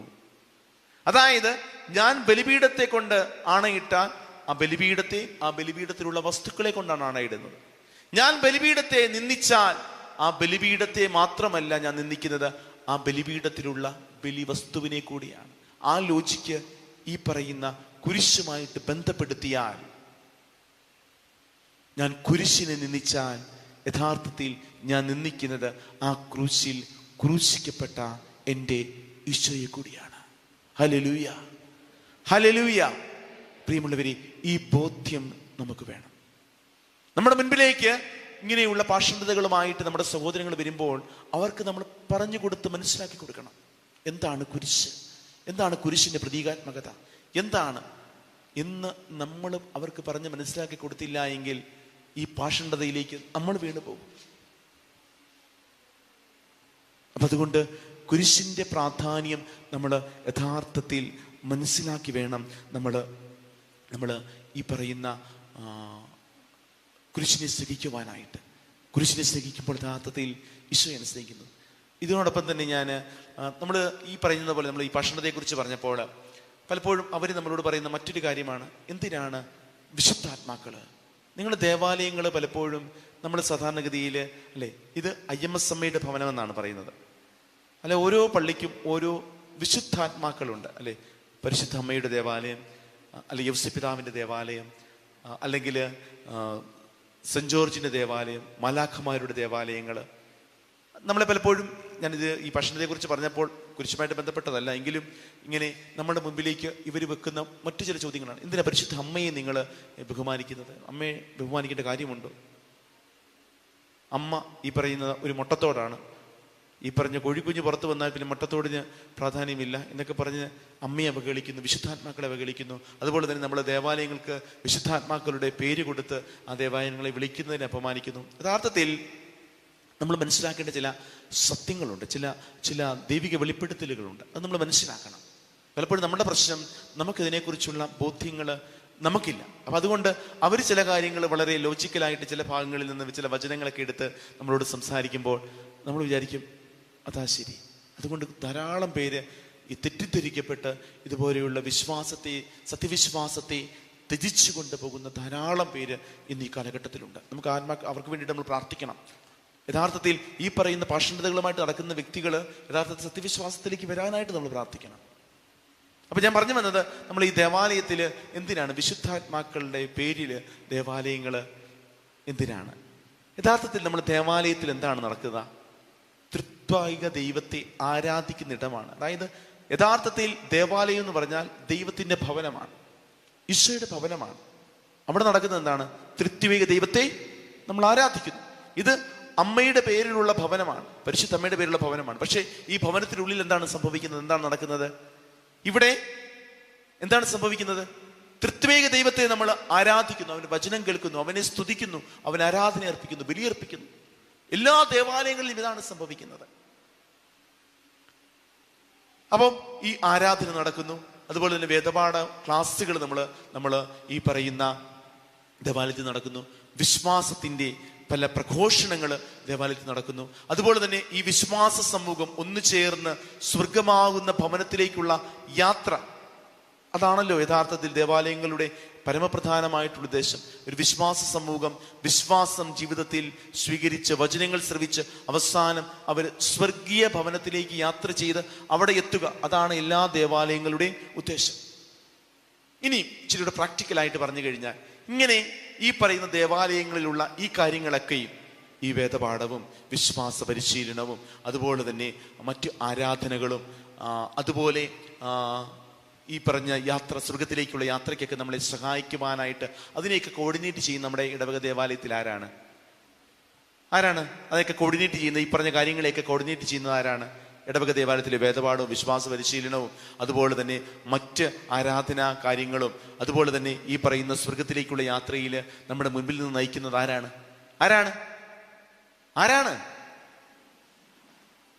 നമ്മുടെ ഇടവക ദേവാലയത്തിലെ കാര്യങ്ങളൊക്കെ കോർഡിനേറ്റ് ചെയ്യുന്ന ആരാണ്? ഈശോയാണോ? ആരാണ്? നിങ്ങളുടെ വികാരിയച്ഛൻ, നമ്മുടെ വികാരിയച്ഛന്മാരാണ് കോർഡിനേറ്റ് ചെയ്യുന്നത് അല്ലേ? എന്നാൽ ഈ പറയുന്ന വികാരിയച്ഛനും അല്ലെങ്കിൽ ഇടവക സംവിധാനത്തിൽ വർക്ക് ചെയ്യുന്നവർക്കൊക്കെ ഓരോ കുറവുകളുണ്ട്. ഇപ്പൊ ഉദാഹരണം പറഞ്ഞു കഴിഞ്ഞാൽ നമ്മുടെ IMSലേക്ക് വരാം. ഇവിടെ നമ്മുടെ പ്രശാന്ത് അച്ഛനും അച്ഛന്മാരും ഒക്കെ ഉണ്ട്. അവരാണ് ഇവിടുത്തെ കാര്യങ്ങൾ, ആരാധനയും വിശ്വാസ പരിശീലനവും അതുപോലെ തന്നെ മറ്റ് ഈ വചന പ്രഘോഷണവും കാര്യങ്ങളും ഒക്കെ കോർഡിനേറ്റ് ചെയ്യുന്നത്. ഇവർക്കൊക്കെ ഒരു കുറവുണ്ട്. എന്താണ്? ഇവരാരും ഈ പറയുന്ന ഈ യാത്രയുടെ അങ്ങേയറ്റത്ത് സ്വർഗത്തിൽ എത്തിച്ചേർന്നിട്ടില്ല. ഇവരും ഈ യാത്രയിൽ തന്നെയാണ്. അപ്പൊ ഇവർക്ക് ഈ പറഞ്ഞ ഈ സ്വർഗത്തിന്റെ ഇതിന്റെ അവസാനത്തെ അനുഭവം ഇല്ലാത്തവരാണ്, കുറവുകളുള്ള വ്യക്തികളാണ് ഈ പറയുന്ന നമ്മുടെ മുൻപിൽ നിന്ന് കോർഡിനേറ്റ് ചെയ്യുകയും നമ്മളെ നയിക്കുകയൊക്കെ ചെയ്യുന്നവര്. പക്ഷേ ഇവിടെ ഈ യാത്രയില് ഏറ്റവും മനോഹരമായിട്ട് ഈ യാത്ര ചെയ്ത് ഇതിന്റെ അവസാനം സ്വർഗത്തിലെത്തി ദൈവത്തിനോടൊപ്പം ജീവിക്കുന്ന ചില വ്യക്തികളുണ്ട്. ആ വ്യക്തികളാണ് വിശുദ്ധാത്മാക്കള്. യഥാർത്ഥത്തിൽ ഒരു ദേവാലയം ഒരു വിശുദ്ധന് സമർപ്പിക്കപ്പെട്ട് കഴിയുമ്പോൾ ഈ വിശുദ്ധൻ അവിടെ ഒരു ലീഡർഷിപ്പ് എടുക്കുകയാണ്. കാരണം ഈ വിശുദ്ധ തന്റെ ജീവിതം നയിച്ച് ആ ജീവിതത്തിന്റെ അവസാനം സ്വർഗത്തിലെത്തി ദൈവത്തിനോടൊപ്പം ഇരിക്കുന്ന വ്യക്തിയാണ്. അപ്പൊ ഇവർക്കൊരു ലീഡർഷിപ്പ് ഉണ്ട്. അപ്പൊ ഇവർക്കറിയാം എങ്ങനെ ഈ ദൈവജനത്തെ നയിക്കണം. ഈ കുറവുകളുള്ള വൈദികനെ സഹായിച്ച് അവനോടൊപ്പം തന്റെ ദൈവജനത്തെ മുഴുവൻ ചേർത്ത് പിടിച്ച് നയിക്കുവാനായിട്ട് യഥാർത്ഥത്തിൽ ദൈവം നിയോഗിച്ച് ഓരോ ഇടവകകൾക്കും ഓരോ സ്ഥാപനങ്ങൾക്കും നൽകിയിട്ടുള്ളവരാണ് ഓരോ വിശുദ്ധാത്മാക്കളും. ഇവരുടെ യഥാർത്ഥ ലക്ഷ്യം ഇത് നൽകപ്പെട്ടിരിക്കുന്നത് ക്രിസ്തു തന്നെ നൽകിയിരിക്കുന്നതാണ്. നൽകപ്പെട്ടിരിക്കുന്നതിന്റെ പ്രധാനപ്പെട്ട ലക്ഷ്യം ഇവര് ഒരു ലീഡർഷിപ്പിൽ നിൽക്കുന്ന വ്യക്തികളാണ്. ഈ ദൈവജനത്തെ താൻ അനുഭവിച്ച് താൻ എത്തിച്ചേർന്ന സ്വർഗത്തിലേക്ക് നയിക്കുവാനായിട്ട് ഒരു ലീഡർഷിപ്പ് മുന്നിൽ നിന്ന് നയിക്കുവാനായിട്ട് ദൈവത്താൽ നിയോഗിക്കപ്പെട്ടവരാണ് ഈ വിശുദ്ധാത്മാക്കൾ. അപ്പൊ അതുകൊണ്ടാണ് നമ്മൾ ഓരോ ദേവാലയങ്ങളും ഓരോ വിശുദ്ധാത്മാക്കൾക്ക് സമർപ്പിച്ചിരിക്കുക, അല്ലെങ്കിൽ വിശുദ്ധാത്മാക്കളുടെ പേരില് ആ ദേവാലയങ്ങൾ നിർമ്മിക്കപ്പെട്ടിട്ടുള്ളത്, അല്ലെങ്കിൽ ഇടവക നിർമ്മിക്കപ്പെട്ടിട്ടുള്ളത്. നമുക്കിതറിയത്തില്ല എങ്കിൽ അവർ വന്ന് ചോദിക്കുകയാണ്, നിങ്ങൾ ദൈവാരാധന നടത്തുന്ന സ്ഥലത്ത് എന്തിനാണ് ഒരു വിശുദ്ധനെ, ഒരു മനുഷ്യനായ വ്യക്തിയെ ഒരു വിശുദ്ധനെന്ന് വിളിച്ചിട്ട് ആ വ്യക്തിയുടെ പേരിൽ എന്തിനാണ് നിങ്ങൾ ഒരു ദേവാലയം സ്ഥാപിച്ചിരിക്കുന്നത്? യഥാർത്ഥത്തിൽ ഈ വിശുദ്ധയെ ദൈവം തന്നെയാണ് നിയോഗിച്ചിരിക്കുക. പ്രിയമുള്ളവരെ, കുറച്ചു പേർക്കൊക്കെ ഉറക്കം വരുന്നുണ്ടെന്ന് തോന്നുന്നു. നമുക്കൊന്ന് എഴുന്നേറ്റ് നിന്ന്, നമ്മുടെ ഗായക സംഘം അടുത്തുണ്ടോ? ഇവിടെ ഉണ്ടോ അവര്? നമുക്ക് ഒന്ന് എഴുന്നേറ്റ് നിൽക്കാം. ഒന്ന് എഴുന്നേറ്റ് നിന്നേ, എല്ലാവരും ഒന്ന് എഴുന്നേറ്റ് നിന്നേ. നമുക്കൊന്ന് ഒരു പാട്ടൊക്കെ പാടി ഒന്ന് ഉഷാറാകാം. നമുക്ക് ഏകദേശം 1 മണിക്കൂർ കഴിഞ്ഞതിൻ്റെ ഒരു ക്ഷീണമൊക്കെ ഉണ്ട്. സമയം ഏകദേശം 10:15 നമ്മളുടെ ഗായക സംഘം അവിടെ അടുത്ത എവിടെയെങ്കിലും ഉണ്ടെങ്കിൽ നമുക്ക് അവരുടെ സഹായത്തോടു കൂടി നമുക്കൊരു ഒരു ഗാനമൊക്കെ ആലപിക്കാം. അവര് എത്തിയിട്ടില്ലെന്ന് തോന്നുന്നു, അല്ലെ? കുഴപ്പമില്ല. നമുക്കൊന്ന് കൈയടിച്ച് നമുക്കൊന്ന് ഈശോയെ സ്തുതിച്ച് നമുക്കൊന്ന് പ്രാർത്ഥിക്കാം. നമുക്കൊന്ന് കരങ്ങൾ ഒന്ന് ഉയർത്തിക്കേ, കൈകളൊന്ന് ഉയർത്തിക്കേ, ഒന്ന് സ്തുതിച്ചേ. Hallelujah, hallelujah, hallelujah. യേശുവേ നന്ദി, യേശുവേ ആരാധന. Hallelujah, hallelujah, hallelujah. ആരാധന, ആരാധന, ആരാധന. യേശുവേ നന്ദി, യേശുവേ സ്തുതി, യേശുവേ സ്തോത്രം. Hallelujah, hallelujah, hallelujah. ആരാധന, ആരാധന, ആരാധന, ആരാധന. യേശുവേ സ്തുതി, യേശുവേ സ്തോത്രം. Hallelujah, hallelujah, hallelujah, hallelujah. യേശുവേ നന്ദി, യേശുവേ സ്തുതി, യേശുവേ സ്തോത്രം. Hallelujah, hallelujah, hallelujah, hallelujah. നമുക്ക് കരങ്ങളടിച്ച് ദൈവത്തെ സ്തുതിച്ചുകൊണ്ട് നമുക്കൊന്ന് ചേർന്ന് പ്രാർത്ഥിക്കാം.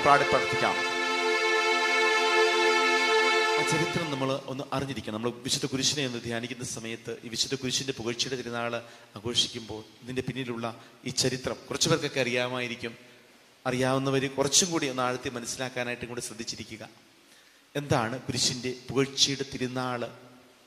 അതായത് കുരിശ് കണ്ടെത്തിയ ദിവസമാണ് യഥാർത്ഥത്തിൽ ഈ പറയുന്ന നമ്മൾ ഈ തിരുനാളായിട്ട് ആഘോഷിക്കുന്നത്. അതിന്റെ ചരിത്രം ഇങ്ങനെയാണ്. വിശുദ്ധ ഹെലേന രാജ്ഞി അവര് കോൺസ്റ്റന്റൈൻ ചക്രവർത്തിയുടെ അമ്മയാണ്. കോൺസ്റ്റന്റൈൻ ചക്രവർത്തി, ഈ കോൺസ്റ്റന്റൈൻ ചക്രവർത്തി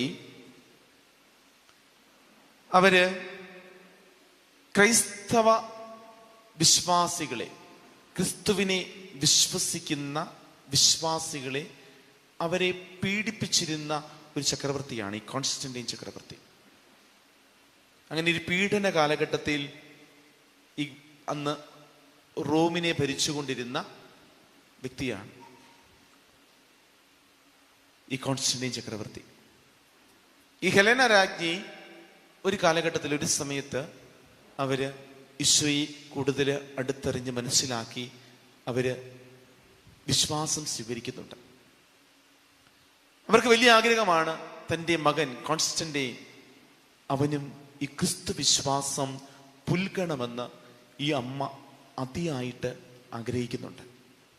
പക്ഷേ കോൺസ്റ്റന്റൈൻ അമ്മയുടെ ആഗ്രഹത്തിന് നേരെ വിപരീതമായിട്ട് എന്തുമാത്രം ഈ വിശ്വാസ സമൂഹത്തെ, ക്രൈസ്തവരെ പീഡിപ്പിക്കാനായിട്ട് പറ്റുമോ അത്രമാത്രം പീഡിപ്പിച്ച് കടന്നുപോയ ഒരു രാജാവാണ് കോൺസ്റ്റന്റൈൻ. അങ്ങനെ കോൺസ്റ്റന്റൈൻ ചക്രവർത്തി യുദ്ധങ്ങൾ നടത്തി പല സാമ്രാജ്യങ്ങളും പിടിച്ചെടുക്കാനായിട്ട് അത്രമാത്രം മിടുക്കനായിട്ടുള്ള ഒരു വ്യക്തിയായിരുന്നു. കുറെ നാൾ കഴിഞ്ഞപ്പോൾ ഈ പറയുന്ന കോൺസ്റ്റന്റൈൻ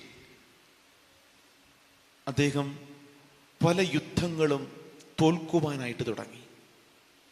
അദ്ദേഹത്തിൻ്റെ സൈന്യം, മറ്റ് ശത്രു സൈന്യം ഈ സൈന്യത്തെ കൊന്നൊടുക്കുവാനായിട്ട് തുടങ്ങി. അങ്ങനെ ഒന്നിനു പുറകെ ഒന്നായിട്ട് ഈ കോൺസ്റ്റന്റൈൻ പരാജയം നേരിടുന്നൊരു സമയമാണ്. അങ്ങനെ പരാജയം നേരിടുന്ന കാലഘട്ടത്തിലും ഇദ്ദേഹം ക്രിസ്തു വിശ്വാസികളെ പീഡിപ്പിക്കുന്നതിൽ നിന്ന് പിന്നോട്ട് പോകുന്നില്ല. പീഡനമൊക്കെ കൃത്യമായിട്ട് നടക്കുന്നുണ്ട്. പക്ഷേ ഈ വ്യക്തിക്ക് വലിയ ഭാരമാണ്. അതായത് തൻ്റെ പഴയ ആ പ്രതാപം നഷ്ടപ്പെട്ടു പോയി. താൻ നയിക്കുന്ന യുദ്ധങ്ങളൊന്നും ജയിക്കുന്നില്ല. അങ്ങനെ വളരെ വിഷമിച്ച് ഭാരപ്പെട്ടിരിക്കുന്ന സമയത്ത് ഈ പറയുന്ന ഹെലന രാജ്ഞി കോൺസ്റ്റന്റൈൻ ചക്രവർത്തിയുടെ അടുത്തേക്ക് ചെന്നിട്ട് വിശുദ്ധ കുരിശിനെ കുറിച്ച് ഇങ്ങനെ പറയും, വിശ്വാസത്തെക്കുറിച്ചൊക്കെ പറയും. പക്ഷെ അതൊന്നും മൈൻഡ് ചെയ്യത്തില്ല. പക്ഷെ ഇദ്ദേഹത്തിന്റെ മനസ്സിലേക്ക് ഈ കുരിശ് എന്നുള്ള ചിന്തയും വിശ്വാസവും ക്രൈസ്തവ വിശ്വാസവും ഒക്കെ എന്നുള്ള ചിന്തകൾ ഈ അമ്മയിൽ നിന്ന് കേട്ട ഒരു അനുഭവം ഈ വ്യക്തിക്കുണ്ട്. അപ്പൊ ഇദ്ദേഹത്തിന്റെ മനസ്സിൽ ഈ പറയുന്ന കുരിശ് എന്ന ചിന്തയുണ്ട്, വിശ്വാസം എന്ന ചിന്തയുണ്ട്, അല്ലെങ്കിൽ ക്രിസ്തു വിശ്വാസം എന്ന ചിന്തയുണ്ട്, ഇതൊക്കെയുണ്ട്. പക്ഷേ കുറച്ച് സമയം ഇദ്ദേഹം ഇങ്ങനെ ഇരിക്കുന്ന സമയത്ത്, ഇങ്ങനെ ഭാരപ്പെട്ടിരിക്കുന്ന സമയത്ത് ആകാശത്ത് കുരിശിന്റെ ഒരു അടയാളം പ്രത്യക്ഷപ്പെടുന്നു. കുരിശിന്റെ ഒരു അടയാളം ആകാശത്ത് പ്രത്യക്ഷപ്പെടുന്നു. എന്നിട്ട് ഒരു സ്വരം ഇദ്ദേഹം കേൾക്കുകയാണ്. ഇദ്ദേഹത്തിന്റെ മനസ്സിൽ ഒരു സ്വരം ഇദ്ദേഹം കേൾക്കുന്നു. നീ ആകാശത്ത് കാണുന്ന ഈ കുരിശിന്റെ സംരക്ഷണത്തിൽ നീ ഇനിയുള്ള യുദ്ധങ്ങൾ നീ വിജയിക്കും. പെട്ടെന്ന് കോൺസ്റ്റന്റൈൻ അദ്ദേഹം ആ അനുഭവത്തിൽ നിന്ന് പെട്ടെന്ന് ചാടി എഴുന്നേൽക്കുന്നു. അദ്ദേഹം ഒരു ഉറക്കത്തിലാണ്, സ്വപ്നത്തിലാണ് ഇതൊക്കെ കാണുന്നത്. പെട്ടെന്ന് അവൻ ചാടി എഴുന്നേൽക്കുന്നു. എഴുന്നേറ്റിട്ട് പെട്ടെന്ന് തൻ്റെ പട്ടാളത്തിന്, വളരെ കുറച്ച് പട്ടാളമേ ഉള്ളൂ, പട്ടാളത്തിന് നിർദ്ദേശം കൊടുക്കുന്നു. മുൻപേ പോകുന്ന അവരുടെ സൈന്യത്തിൻ്റെ കൊടിയിൽ കുരിശിൻ്റെ അടയാളം പതിക്കുക. ആ പറയുന്ന ആ ദണ്ഡിൽ കുരിശ് അടയാളം ഉണ്ടാക്കി വെക്കുക. ഈ കുരിശിൻ്റെ അടയാളത്തിൽ അവര് യുദ്ധവുമായിട്ട് മുമ്പോട്ട് പോകുന്നു. സൈന്യം കുറവായിട്ടും ഈ പറയുന്ന യുദ്ധം ഈ പറയുന്ന കോൺസ്റ്റന്റൈൻ ചക്രവർത്തി വിജയിക്കുന്നു.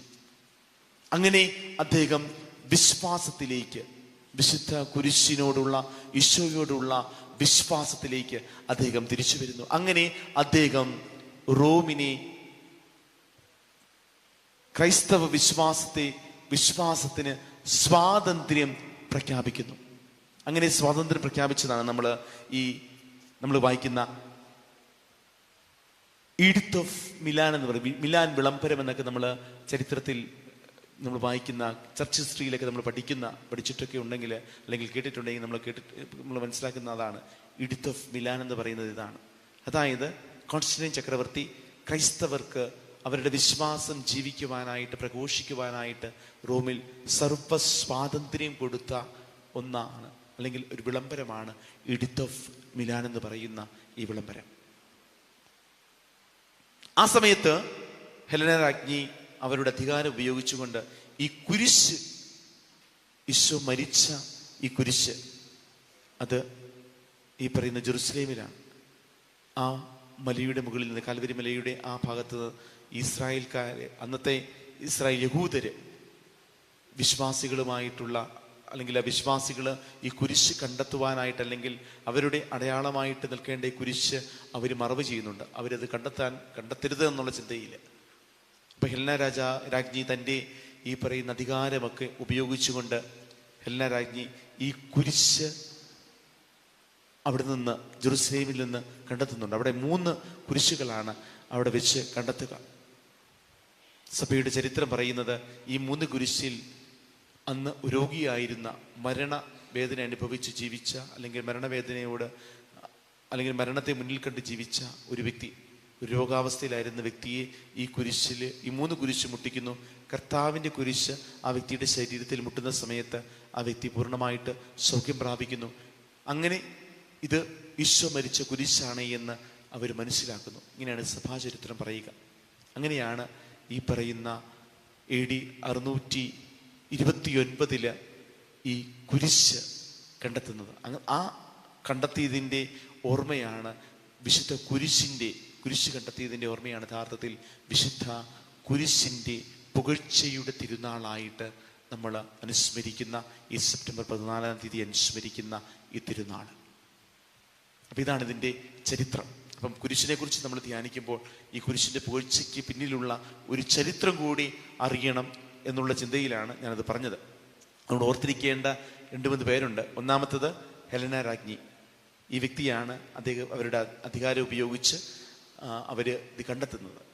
പിന്നെ രണ്ടാമത്തെ വ്യക്തി കോൺസ്റ്റന്റൈൻ ചക്രവർത്തി. അദ്ദേഹമാണ് ഈഡിത്ത് ഓഫ് മിലാൻ എന്ന് പറയുന്ന വിളംബരം കൊണ്ട് ഈ പറയുന്ന റോമിൽ അവിടുത്തെ ഒഫീഷ്യലായിട്ടുള്ള മതമായിട്ട് ക്രൈസ്തവ മതത്തെ പ്രഖ്യാപിച്ച് ക്രൈസ്തവ മതത്തിന് സർവ്വ സ്വാതന്ത്ര്യം പ്രഖ്യാപിക്കുന്നത് ഈ കോൺസ്റ്റന്റൈൻ ചക്രവർത്തിയാണ്. അതൊക്കെയാണ് ഈ കുരിശുമായിട്ട് അല്ലെങ്കിൽ കുരിശിൻ്റെ പുകഴ്ചയുടെ തിരുനാളുമായിട്ട് ബന്ധപ്പെട്ടിട്ടുള്ള ചരിത്രം. നമ്മളത് മനസ്സിലാക്കാൻ വേണ്ടിയിട്ടാണ് അച്ഛൻ ഇതിൻ്റെ കൂട്ടത്തിൽ അതും കൂടി പറയുവാനായിട്ട് ആഗ്രഹിച്ചത്. ഇതൊക്കെയാണ് യഥാർത്ഥത്തിൽ കുരിശെങ്കിൽ.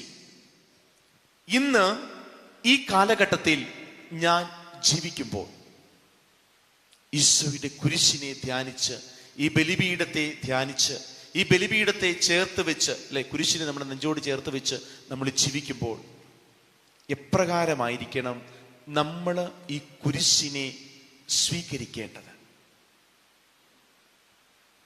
അതായത് പലപ്പോഴും കുരിശ് എന്ന് പറയുമ്പോൾ നമ്മുടെ മനസ്സിലേക്ക് വരുന്ന ഒരു ചിന്ത ഒരു സഹനത്തിൻ്റെ ചിന്തയാണ്. യഥാർത്ഥത്തിൽ കുരിശെന്ന് പറയുന്നത് ഒരു സഹനത്തിൻ്റെ അടയാളമാണ്, ബലിയുടെ അടയാളമാണ്. അപ്പോൾ കുരിശിനെ പുൽകുക എന്ന് പറഞ്ഞാൽ ഒരു സഹനത്തെ പുൽകുക എന്നുകൂടി അതിനൊരർത്ഥമുണ്ട്.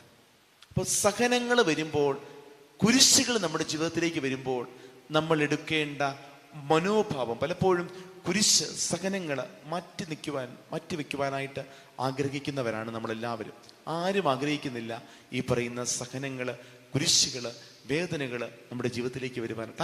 ആരും ആഗ്രഹിക്കുന്നില്ല. ഈ പറയുന്ന അച്ഛനും ആഗ്രഹിക്കുന്നില്ല, നിങ്ങൾ ആരും ആഗ്രഹിക്കുന്നില്ല വേദനകൾ, ബുദ്ധിമുട്ടുകൾ. പക്ഷേ ഈ വേദനകളും ബുദ്ധിമുട്ടുകളും സഹനങ്ങളും ഒക്കെയും നമ്മുടെ ജീവിതത്തിൻ്റെ ഭാഗമാണ്. നമ്മൾ ബൈബിളിൽ വായിക്കുന്ന ഒരു ഉപമയുണ്ട്. ഈശോ സ്വർഗസ്ഥനായ ഞങ്ങളുടെ പിതാവേ എന്നുള്ള ആ മനോഹരമായ പ്രാർത്ഥന പഠിപ്പിച്ചിട്ട് ഈശോ ഒരു 3 സ്നേഹിതരുടെ ഉപമ, പ്രാർത്ഥനയുടെ ശക്തി പഠിപ്പിക്കുവാനായിട്ട് ഈശോ 3 സ്നേഹിതരുടെ ഒരു ഉപമ പറയുന്നുണ്ട്. ആ ഉപമ ഇപ്രകാരമാണ്. ഒരു സ്നേഹിതൻ യാത്രാമധ്യേ തൻ്റെ മറ്റൊരു സ്നേഹിതന്റെ ഭവനത്തിലേക്ക് അപ്രത്യക്ഷമായിട്ട് രാത്രിയുടെ യാമങ്ങളിൽ, ഏകദേശം ഇപ്പൊ 10:30 ആയുള്ളൂ, ഈ സമയത്തല്ല, ഏകദേശം 12 മണിയൊക്കെ ആകുന്ന സമയത്ത് ഈ പറയുന്ന വ്യക്തിയുടെ വീട്ടിലേക്ക് വരുന്നു. അതായത് ഒരു സ്നേഹിതൻ തൻ്റെ മറ്റൊരു സ്നേഹിതന്റെ വീട്ടിലേക്ക് പ്രതീക്ഷിക്കാത്ത നേരത്ത് ഈ പറയുന്ന സ്നേഹിതൻ കടന്നു വരുന്നു.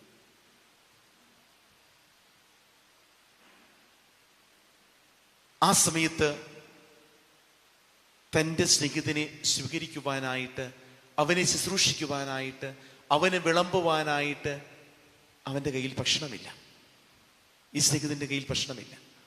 അപ്പോൾ ഈ രണ്ടാമത്തെ ആള്, ഭവനത്തിലേക്ക് വന്ന വ്യക്തി, ആ ഭവനത്തിലെ ആ വ്യക്തി, ആ സ്നേഹിതൻ തൻ്റെ സ്നേഹിതന് വിളമ്പുവാനായിട്ട് ഭക്ഷണമില്ല, അപ്പമില്ല എന്ന് മനസ്സിലാക്കി ഈ രണ്ടാമത്തെ വ്യക്തി തൻ്റെ അയൽപക്കത്തുള്ള തൻ്റെ സ്നേഹിതന്റെ ഭവനത്തിലേക്ക് പോകുന്നു.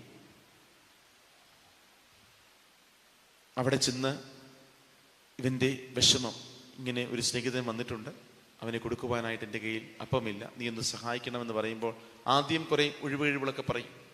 പക്ഷേ അവസാനം പറയും, അവൻ വാതിൽ തുറന്ന് അവൻ ആവശ്യമുള്ളത് കൊടുക്കുന്നു. അവൻ ആ ഭക്ഷണവുമായിട്ട് തൻ്റെ വീട്ടിലേക്ക് വന്ന് തൻ്റെ സ്നേഹിതനെ ശുശ്രൂഷിക്കുന്നു. ഇത്രയുമുള്ളൂ കഥ. എന്നിട്ട് ഈശോ പറയുകയാണ്, ഈ കഥയുടെ ടൈറ്റിലായിട്ട് കൊടുത്തിരിക്കുന്നതാണ് പ്രാർത്ഥനയുടെ ശക്തി.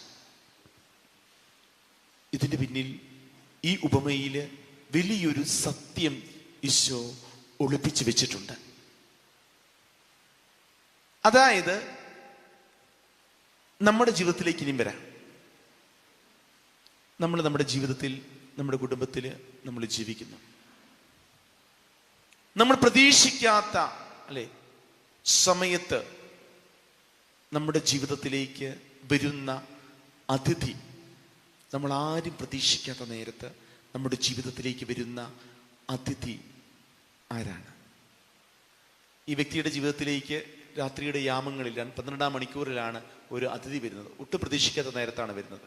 നമ്മൾ ആരും ആ സമയത്ത് ഒരു സ്നേഹിതനെ, ഒരു വിരുന്നുകാരനെ നമ്മൾ പ്രതീക്ഷിക്കുന്നില്ല. അങ്ങനെയാണെങ്കിൽ നമ്മുടെ ജീവിതമാകുന്ന നമ്മളുടെ ഭവനത്തിലേക്ക്, നമ്മുടെ ജീവിതമാകുന്ന നമ്മുടെ ഭവനത്തിലേക്ക് നമ്മൾ പ്രതീക്ഷിക്കാത്ത നേരത്ത് വരുന്ന അതിഥി ആരാണ്? അതാണ് ഞാൻ നേരത്തെ സൂചിപ്പിച്ച നമ്മുടെ സഹനങ്ങൾ. നമ്മുടെ ജീവിതത്തിലേക്ക് രോഗങ്ങളോ സഹനങ്ങളോ വേദനകളോ ബുദ്ധിമുട്ടുകളോ വരുന്നത് നമ്മളോട് പറഞ്ഞിട്ടല്ല, അപ്രത്യക്ഷമായിട്ടാണ്. നമ്മൾ പ്രതീക്ഷിക്കാത്ത സമയത്താണ് ഈ പറയുന്ന സഹനങ്ങളും വേദനകളും ബുദ്ധിമുട്ടുകളും പ്രയാസങ്ങളും പ്രശ്നങ്ങളും ഒക്കെയും വരുന്നത്. അങ്ങനെ ഞാൻ പ്രതീക്ഷിക്കാത്ത നേരത്ത് എൻ്റെ ജീവിതത്തിലേക്ക് അതിഥിയായിട്ട് ഈ പറയുന്ന സഹനങ്ങള്, അല്ലെങ്കിൽ നമ്മൾ പറയുന്ന കുരിശുകള് നമ്മുടെ ജീവിതത്തിലേക്ക് വരുമ്പോൾ നാം എന്താണ് ചെയ്യേണ്ടതെന്നാണ് ഈശോ ഈ ഉപമയിൽ പറയുക. അങ്ങനെ സഹനങ്ങള് നമ്മുടെ ജീവിതത്തിലേക്ക് അപ്രത്യക്ഷമായിട്ട് നമ്മൾ പ്രതീക്ഷിക്കാത്ത നേരത്ത് വരുമ്പോൾ അവിടെ പകച്ചു പോയി നമ്മൾ നിൽക്കുകയല്ല ചെയ്യേണ്ടത്. അല്ലെങ്കിൽ അങ്ങനെ സഹനങ്ങളും പ്രയാസങ്ങളും പ്രശ്നങ്ങളും വരുമ്പോൾ, കടബാധ്യതകൾ വരുമ്പോൾ മദ്യത്തിനും മയക്കുമരുന്നിന്റെ പുറകെ പോവുകയല്ല ചെയ്യേണ്ടത്. അല്ലെങ്കിൽ ഒരു പ്രയാസം വന്നു, പ്രശ്നം വന്നു, രോഗം വന്നു, എന്നാൽ ഒരു മുഴം കയറിൽ എൻ്റെ ജീവിതം തീർക്കാം എന്ന് വിചാരിക്കുകയല്ല ചെയ്യേണ്ടത്. സഹനങ്ങൾ വരുമ്പോൾ, കുരിശുകൾ വരുമ്പോൾ, ആ കുരിശുമായിട്ട് ഈശോ കാൽവരിയിലേക്ക് നടന്നു കയറിയതുപോലെ എൻ്റെ ജീവിതത്തിന്റെ കുരിശുമായിട്ട് അതിനെ ഒരു ബലിപീഠമാക്കി ഞാൻ മറ്റൊരു ഭവനത്തിലേക്ക് പോകണം. എന്നെ പ്രതീക്ഷിച്ചിരിക്കുന്ന ഒരു സ്നേഹിതൻ മറ്റൊരു ഭവനത്തിലുണ്ട്. ആരാണ് ആ സ്നേഹിതൻ? ഏതാണ് ആ ഭവനം? ആ ഭവനമാണ് നമ്മുടെ ദേവാലയങ്ങൾ, നമ്മുടെ ഇടവക ദേവാലയങ്ങള്, നമ്മുടെ ആരാധനാലയങ്ങള്, നമ്മുടെ ധ്യാന കേന്ദ്രങ്ങള്. ഈ ഭവനത്തിലേക്ക്, ആ ഭവനത്തിലിരിക്കുന്ന സ്നേഹിതനായ ഈശോയുടെ സന്നിധിയിലേക്ക് നമ്മുടെ ജീവിതമാകുന്ന ക്രൂശുമായിട്ട് ഈശോ എങ്ങനെ തൻ്റെ ജീവിതത്തിൽ തൻ്റെ ബലിയർപ്പണത്തിനായിട്ട് കാൽവരിയിലേക്ക് തൻ്റെ കുരിശുമായിട്ട് നടന്നു കയറി അവൻ ബലിയർപ്പിച്ചതുപോലെ നമ്മുടെ ജീവിതത്തിലെ ഈ പ്രയാസങ്ങളുടെയും പ്രതിസന്ധികളുടെയും പ്രശ്നങ്ങളുടെയും രോഗങ്ങളുടെയും കടബാധ്യതകളുടെയും കുരിശ് വഹിച്ചുകൊണ്ട് കാൽവരിയുടെ ഇടമായ ബലിപീഠത്തിലേക്ക്, നമ്മുടെ ഇടവക ദേവാലയത്തിലേക്ക്, ഈശോ എന്ന സ്നേഹിതൻ ജീവിക്കുന്ന ഇടത്തിലേക്ക് നമ്മൾ വന്ന് അവിടെ നമ്മുടെ ജീവിതം ബലിയർപ്പിക്കണം. യഥാർത്ഥത്തിൽ സഹനങ്ങളോടുള്ള നമ്മളുടെ മനോഭാവമാണ് ഈശോ ഈ ഉപമയിലൂടെ, ഈ മനോഭാവത്തിൽ വേണം സഹനങ്ങളെ, വേദനകളെ, കുരിശുകളെ നമ്മൾ നമ്മുടെ ജീവിതത്തിൽ സ്വീകരിക്കുവാൻ എന്ന് ഈശോ വളരെ മനോഹരമായ, കേട്ടാൽ അത്രമാത്രം വലിയ ചിന്തയ്ക്ക് അല്ലെങ്കിൽ ഇത്രമാത്രം ഒരു സത്യം ഇതിൻ്റെ പിന്നിലുണ്ടോ എന്ന് മനസ്സിലാക്കുവാൻ കഴിയാത്ത തരത്തിൽ ഒരു സിമ്പിളായിട്ടുള്ള ചെറിയൊരു കഥയിലൂടെ ഈശോ പറഞ്ഞു വെക്കുക. നമ്മുടെ സഹനങ്ങളോട് നമ്മൾ കാണിക്കേണ്ട മനോഭാവം, സ്നേഹിതനായിട്ട് പ്രശ്നങ്ങൾ വരുമ്പോൾ അവിടെ തളർന്നു പോകാതെ നമ്മെ സംരക്ഷിച്ചു പിടിക്കുന്ന ഒരു ഭവനമുണ്ട് എന്നുള്ള ആ ചിന്ത നമ്മളെ കുറെ കൂടി തിഷ്ടമായിട്ട് ജീവിക്കുവാനായിട്ട്, ഈ പ്രയാസങ്ങളുടെയും പ്രശ്നങ്ങളുടെയും പ്രതിസന്ധികളുടെയും നടുവിൽ നമുക്കറിയാം ഇവിടെ ഇരിക്കുന്ന എല്ലാവർക്കും ഒന്നല്ലെങ്കിൽ മറ്റൊരു തരത്തിൽ ഈ പറയുന്ന സഹനങ്ങളുണ്ട്. ചിലപ്പോൾ അത് രോഗത്തിൻ്റെ മേഖലയിലായിരിക്കാം, കടബാധ്യതയുടെ മേഖലയിലായിരിക്കാം, അല്ലെങ്കിൽ മക്കളുടെ പ്രയാസങ്ങളും പ്രശ്നങ്ങളുമായിരിക്കാം, അല്ലെങ്കിൽ മറ്റ് സാമ്പത്തികമായിട്ടുള്ള ബുദ്ധിമുട്ടുകളായിരിക്കാം. അങ്ങനെ പല പല പ്രശ്നങ്ങളുമായിട്ട് വന്ന വ്യക്തികളാണ് നിങ്ങളെല്ലാവരും. അതൊക്കെ നിങ്ങളുടെ ജീവിതത്തിൻ്റെ കുരിശുകളാണ്. ഈശോ എങ്ങനെയാണോ ആ കുരിശിനെ പുലുകിയത്, അതുപോലെ ആ കുരിശും എടുത്തുകൊണ്ട് ഈശോ എങ്ങനെയാണോ കാൽവരിയിലേക്ക് നടന്നത്, അതുപോലെ നിങ്ങളും നടന്ന് ഇന്ന് ഈ ദേവാലയത്തിലേക്ക് വന്നു നിൽക്കുകയാണ്. നമ്മൾ ബലിയർപ്പിക്കുന്ന സമയത്ത് ഈ പറയുന്ന സഹനങ്ങളാണ് നിങ്ങളുടെ ജീവിതത്തിൻ്റെ കുരിശുകളാണ് ബലിപീഠം. ആ ബലിപീഠത്തിലേക്ക് നിങ്ങളുടെ ജീവിതത്തെ വെച്ചുകൊണ്ട് കർത്താവിന് ബലിയർപ്പിക്കുക. പ്രിയമുള്ളവരെ, ഇങ്ങനെ വേണം നമ്മൾ നമ്മളുടെ സഹനങ്ങളെ, നമ്മുടെ വേദനകളെ, പ്രയാസങ്ങളെ നമ്മൾ നേരിടുവാനായിട്ട്. അങ്ങനെ കുരിശിനെ കുറിച്ച് നമ്മുടെ ജീവിതവുമായിട്ട് ബന്ധപ്പെടുത്തി ചിന്തിക്കുന്ന സമയത്ത് ഒരു അമ്മയുടെ ഒരു അനുഭവം ഞാൻ പറയാം. ആ അമ്മ 80 വയസ്സുള്ള ഒരു സ്ത്രീയാണ്. അമ്മച്ചിയുടെ 9ാമത്തെ വയസ്സിലാണ് അമ്മച്ചി ആദ്യ കുർബാന സ്വീകരിച്ചത്. അതിനുശേഷം എല്ലാ ദിവസവും ഒരു ദിവസം പോലും മുടങ്ങാതെ ഈ അമ്മ 80ാമത്തെ വയസ്സ് വരെ ഈശോയെ സ്വീകരിക്കുന്നു. ആ 80ാമത്തെ വയസ്സിലാണ് അമ്മയുടെ ഈ അനുഭവം അമ്മ ഒരു വൈദികനോട് പറയുന്നത്. വൈദികൻ പറഞ്ഞ അനുഭവമാണ് ഞാൻ നിങ്ങളോട് പങ്കുവെക്കുന്നത്. അദ്ദേഹത്തോട് പറയുകയാണ്, ഞാൻ എല്ലാ ദിവസവും ഈശോയെ സ്വീകരിക്കും. ഈ ബലിപീഠത്തിൽ അപ്പമായിട്ട് എൻ്റെ ഹൃദയത്തിലേക്ക് എഴുന്നള്ളി വരുന്ന ഈശോ എന്നും സ്വീകരിക്കും. എൻ്റെ 9ാമത്തെ വയസ്സ് മുതൽ ഈ പറയുന്ന ഏകദേശം 71 വർഷങ്ങൾ ഞാൻ എൻ്റെ ഈശോയെ സ്വീകരിച്ചു. എന്നിട്ട് അമ്മ പറയുകയാണ്, ഞാൻ സ്വീകരിച്ച ഈശോയെ ഇങ്ങനെ അടുക്കി അടുക്കി അടുക്കി അടുക്കി അടുക്കി ഈശോയെ ഇങ്ങനെ വെച്ച് കഴിഞ്ഞാൽ, ആ വിശുദ്ധ കുർബാന, ആ അപ്പം അടുക്കി അടുക്കി അടുക്കി അടുക്കി അടുക്കി ഇങ്ങനെ വെച്ച് കഴിഞ്ഞാൽ, നമ്മളല്ലേ നട്ടിയിട്ട് അടുക്കി വെച്ച് കഴിഞ്ഞാൽ, ഈ 71 വർഷങ്ങൾ ഞാൻ സ്വീകരിച്ച ഈശോയെ ഇങ്ങനെ അടുക്കി വെച്ച് കഴിഞ്ഞാൽ ആ ഈശോയ്ക്ക് എന്നേക്കാളും ഉയരമുണ്ടാകും അല്ലേ? ആ അപ്പം ഇങ്ങനെ അടുക്കി അടുക്കി വെച്ച് കഴിഞ്ഞാൽ, വിശുദ്ധ കുർബാന ഇങ്ങനെ അടുക്കി അടുക്കി വെച്ച് കഴിഞ്ഞാൽ എന്ന് പറഞ്ഞാൽ ആ ഈശോയ്ക്ക്, ഞാൻ സ്വീകരിച്ച ഈശോയ്ക്ക് എന്നേക്കാളും വലിപ്പമുണ്ടാകും. എന്നിട്ട് അമ്മ പറയുകയാണ്, ഞാനും ഈ ഈശോയും തമ്മിൽ അങ്ങോട്ട് മുഴുവനായിട്ട് പൊരുത്തപ്പെടുവാനായിട്ട് പറ്റുന്നില്ല.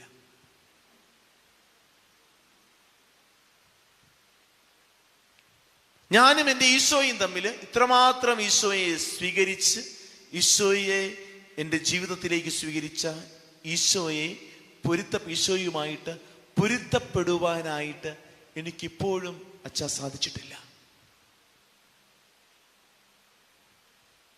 എന്നിട്ട് അമ്മയുടെ ചോദ്യം ഇതാണ്, എന്തുകൊണ്ടാണ് എനിക്ക് ഈശോയുമായിട്ട് അത്രമാത്രം ആഴത്തിൽ പൊരുത്തപ്പെടുവാനായിട്ട് കഴിയാതെ പോയത്?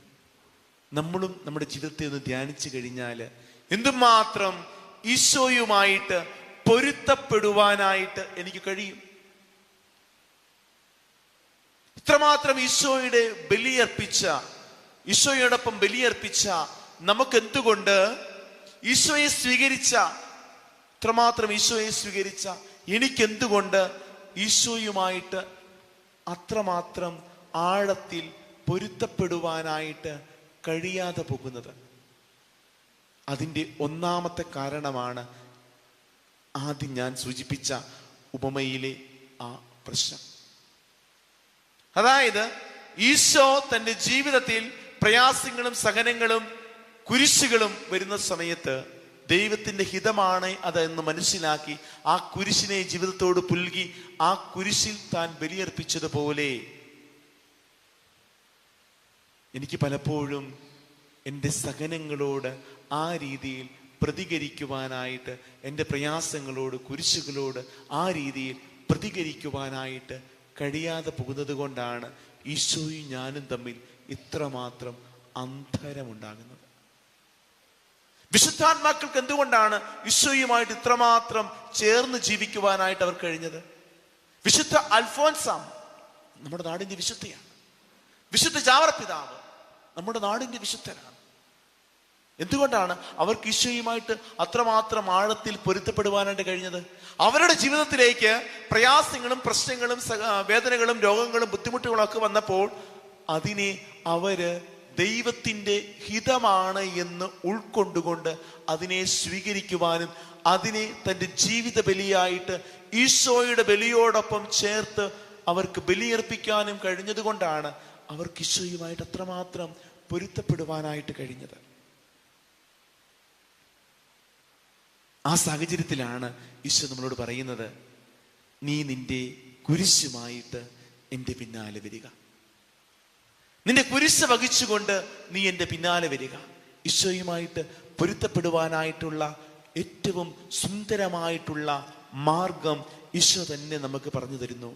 നീ നിന്റെ കുരിശുമായിട്ട് എൻ്റെ പിന്നാലെ വരിക. സ്നേഹമുള്ളവരെ, ഈശോയുടെ കുരിശിനോടൊപ്പം നമ്മുടെ കുരിശും ചേർത്ത് വെച്ച് നമ്മളുടെ കുരിശുമായിട്ട് അവൻ്റെ പിന്നാലെ എന്തുമാത്രം നമുക്ക് ചേർന്ന് നടക്കുവാനായിട്ട് കഴിയുന്നു, അത്രമാത്രം നമ്മൾ ഈശോയുമായിട്ട് പൊരുത്തപ്പെട്ട് ജീവിക്കും. ഈ വിശുദ്ധാത്മാക്കളൊക്കെ നമ്മുടെ മുമ്പിൽ വെച്ച ഏറ്റവും അവരുടെ ജീവിതത്തിൻ്റെ മനോഹരമായ ഉദാഹരണങ്ങൾ അതാണ്. അതുകൊണ്ട് കുരിശിനെ ധ്യാനിക്കുമ്പോൾ ഈ ഒരു ചിന്ത, ഈശോയുമായിട്ട് പൊരുത്തപ്പെട്ട് ജീവിക്കുവാനായിട്ടുള്ള ഏറ്റവും മനോഹരമായിട്ടുള്ള മാർഗം, നീ നിന്റെ കുരിശും വഹിച്ചുകൊണ്ട് നീ എൻ്റെ പിന്നാലെ വരിക. എന്തുമാത്രം ഈശോയോടൊപ്പം അവൻ്റെ പിന്നാലെ എൻ്റെ ജീവിതത്തിൻ്റെ കുരിശ് വഹിച്ചുകൊണ്ട് എനിക്ക് ചേർന്ന് നിൽക്കുവാനായിട്ട് കഴിയും, അത്രമാത്രം ഈശോയുമായിട്ട് ഞാൻ പൊരുത്തപ്പെടും.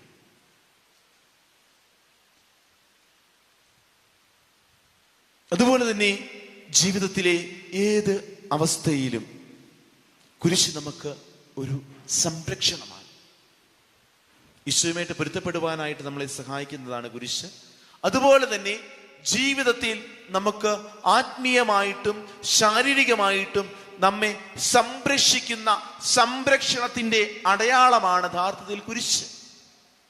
പണ്ടൊക്കെ എൻ്റെ അമ്മ, ഞാൻ കുഞ്ഞായിരിക്കുന്ന സമയത്ത് കിടക്കുന്നതിന് മുൻപ് പറയും, നെറ്റിയിൽ കുരിശ് വരയ്ക്കണം, കട്ടിലിൻ്റെ 4 സൈഡിലും കുരിശ് വരയ്ക്കണം. നമ്മുടെ കുഞ്ഞുങ്ങളെയൊക്കെ പറഞ്ഞ് പഠിപ്പിക്കേണ്ട, അവരെ കൊണ്ട് ചെയ്യിപ്പിക്കേണ്ട ഒരു കാര്യമാണ്. പ്രിയപ്പെട്ട അമ്മമാര്, വല്യമ്മച്ചിമാരൊക്കെ ആയിരിക്കും നിങ്ങളുടെ കുഞ്ഞുമക്കളെയൊക്കെ മക്കളെയൊക്കെ പറഞ്ഞ് പഠിപ്പിക്കണം.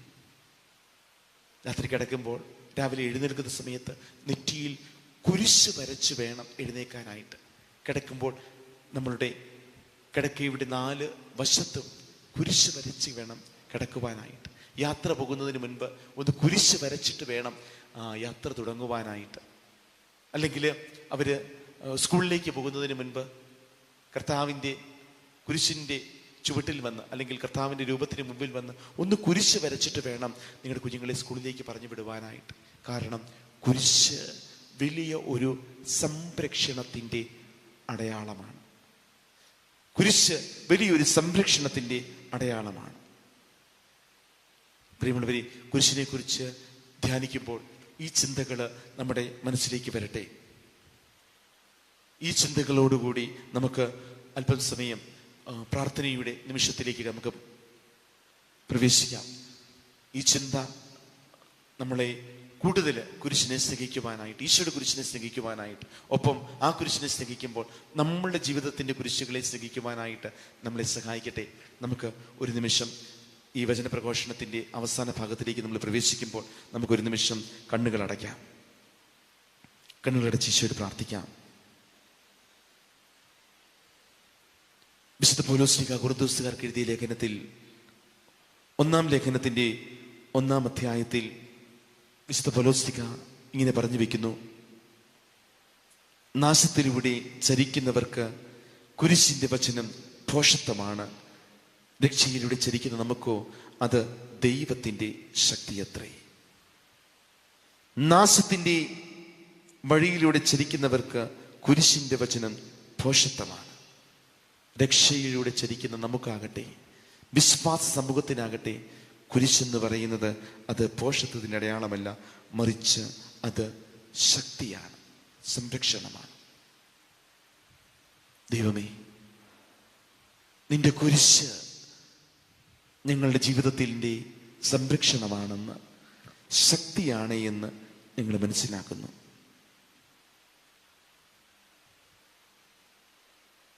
നിന്റെ കുരിശിനെ ധ്യാനിക്കുമ്പോൾ കർത്താവേ, നീ ക്രൂശിക്കപ്പെട്ടതിൻ്റെ ഒരു വശം അവിടെ ശൂന്യമാണ്. കർത്താവേ, നിന്റെ കുരിശിൻ്റെ മറുതലയ്ക്കൽ എൻ്റെ ജീവിതത്തെ ആ മറുതലയ്ക്കൽ ചേർത്ത് വയ്ക്കുവാനായിട്ട് എന്നെ സഹായിക്കണമേ. ഇന്ന് ലോകം കുരിശ് വേണ്ട, സഹനങ്ങൾ വേണ്ട എന്ന് പറഞ്ഞ് എന്തുമാത്രം സഹനങ്ങളും വേദനകളും കുറയ്ക്കുവാനായിട്ട് ശ്രമിക്കുമ്പോൾ, പക്ഷേ സഹനമെന്ന ആ സത്യം നമ്മുടെയൊക്കെ മുൻപിലുണ്ട്. എന്തുമാത്രം സഹനത്തിൽ നിന്ന് അകന്ന് ജീവിക്കുവാനായിട്ട് നമ്മൾ ശ്രമിക്കുന്നുവോ, അത്രമാത്രം സഹനങ്ങൾ നമ്മുടെ ജീവിതത്തിലേക്ക് കടന്നു വരും. ആ സഹനങ്ങളെ, ആ കുരിശുകളെ രക്ഷാകരമാക്കുവാനായിട്ടുള്ള പദ്ധതിയാണ്, ദൈവിക പദ്ധതിയാണ് ദൈവം വചനത്തിലൂടെ നമ്മളോട് പഠിപ്പിച്ചു വെച്ചത്. ഈശോയെ, നിന്നോട് ചേർന്ന് ജീവിക്കുവാനായിട്ട്, നിന്നോട് താതാത്മ്യപ്പെട്ട് ജീവിക്കുവാനായിട്ട് കുരിശ് ഭോഷത്വമല്ല. വിശ്വാസിയെ സംബന്ധിച്ചിടത്തോളം കുരിശ് ശക്തിയാണ്.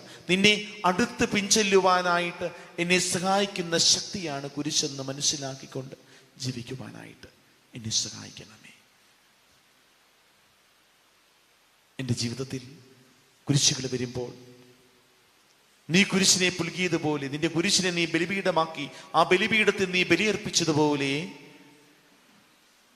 എൻ്റെ ജീവിതത്തിൽ കുരിശിനെ, പ്രയാസങ്ങളെ, സഹനങ്ങളെ, രോഗങ്ങളെ ഞാൻ പ്രതീക്ഷിക്കാത്ത നേരത്ത് ഇതൊക്കെ കടന്നു വരുന്ന അവസരത്തിൽ എൻ്റെ നല്ല ഈശോയെ, ആ നേരത്ത് മറ്റൊന്നിൻ്റെയും പിന്നാലെ പോകാതെ നിന്റെ ഭവനത്തിലേക്ക്, നിന്റെ അടുത്തേക്ക്, നിന്റെ കുരിശിൻ്റെ ചാരത്തേക്ക് വന്ന് എൻ്റെ കുരിശിനെ, എൻ്റെ വേദനകളെ സമർപ്പിച്ച് ജീവിക്കുവാനായിട്ട്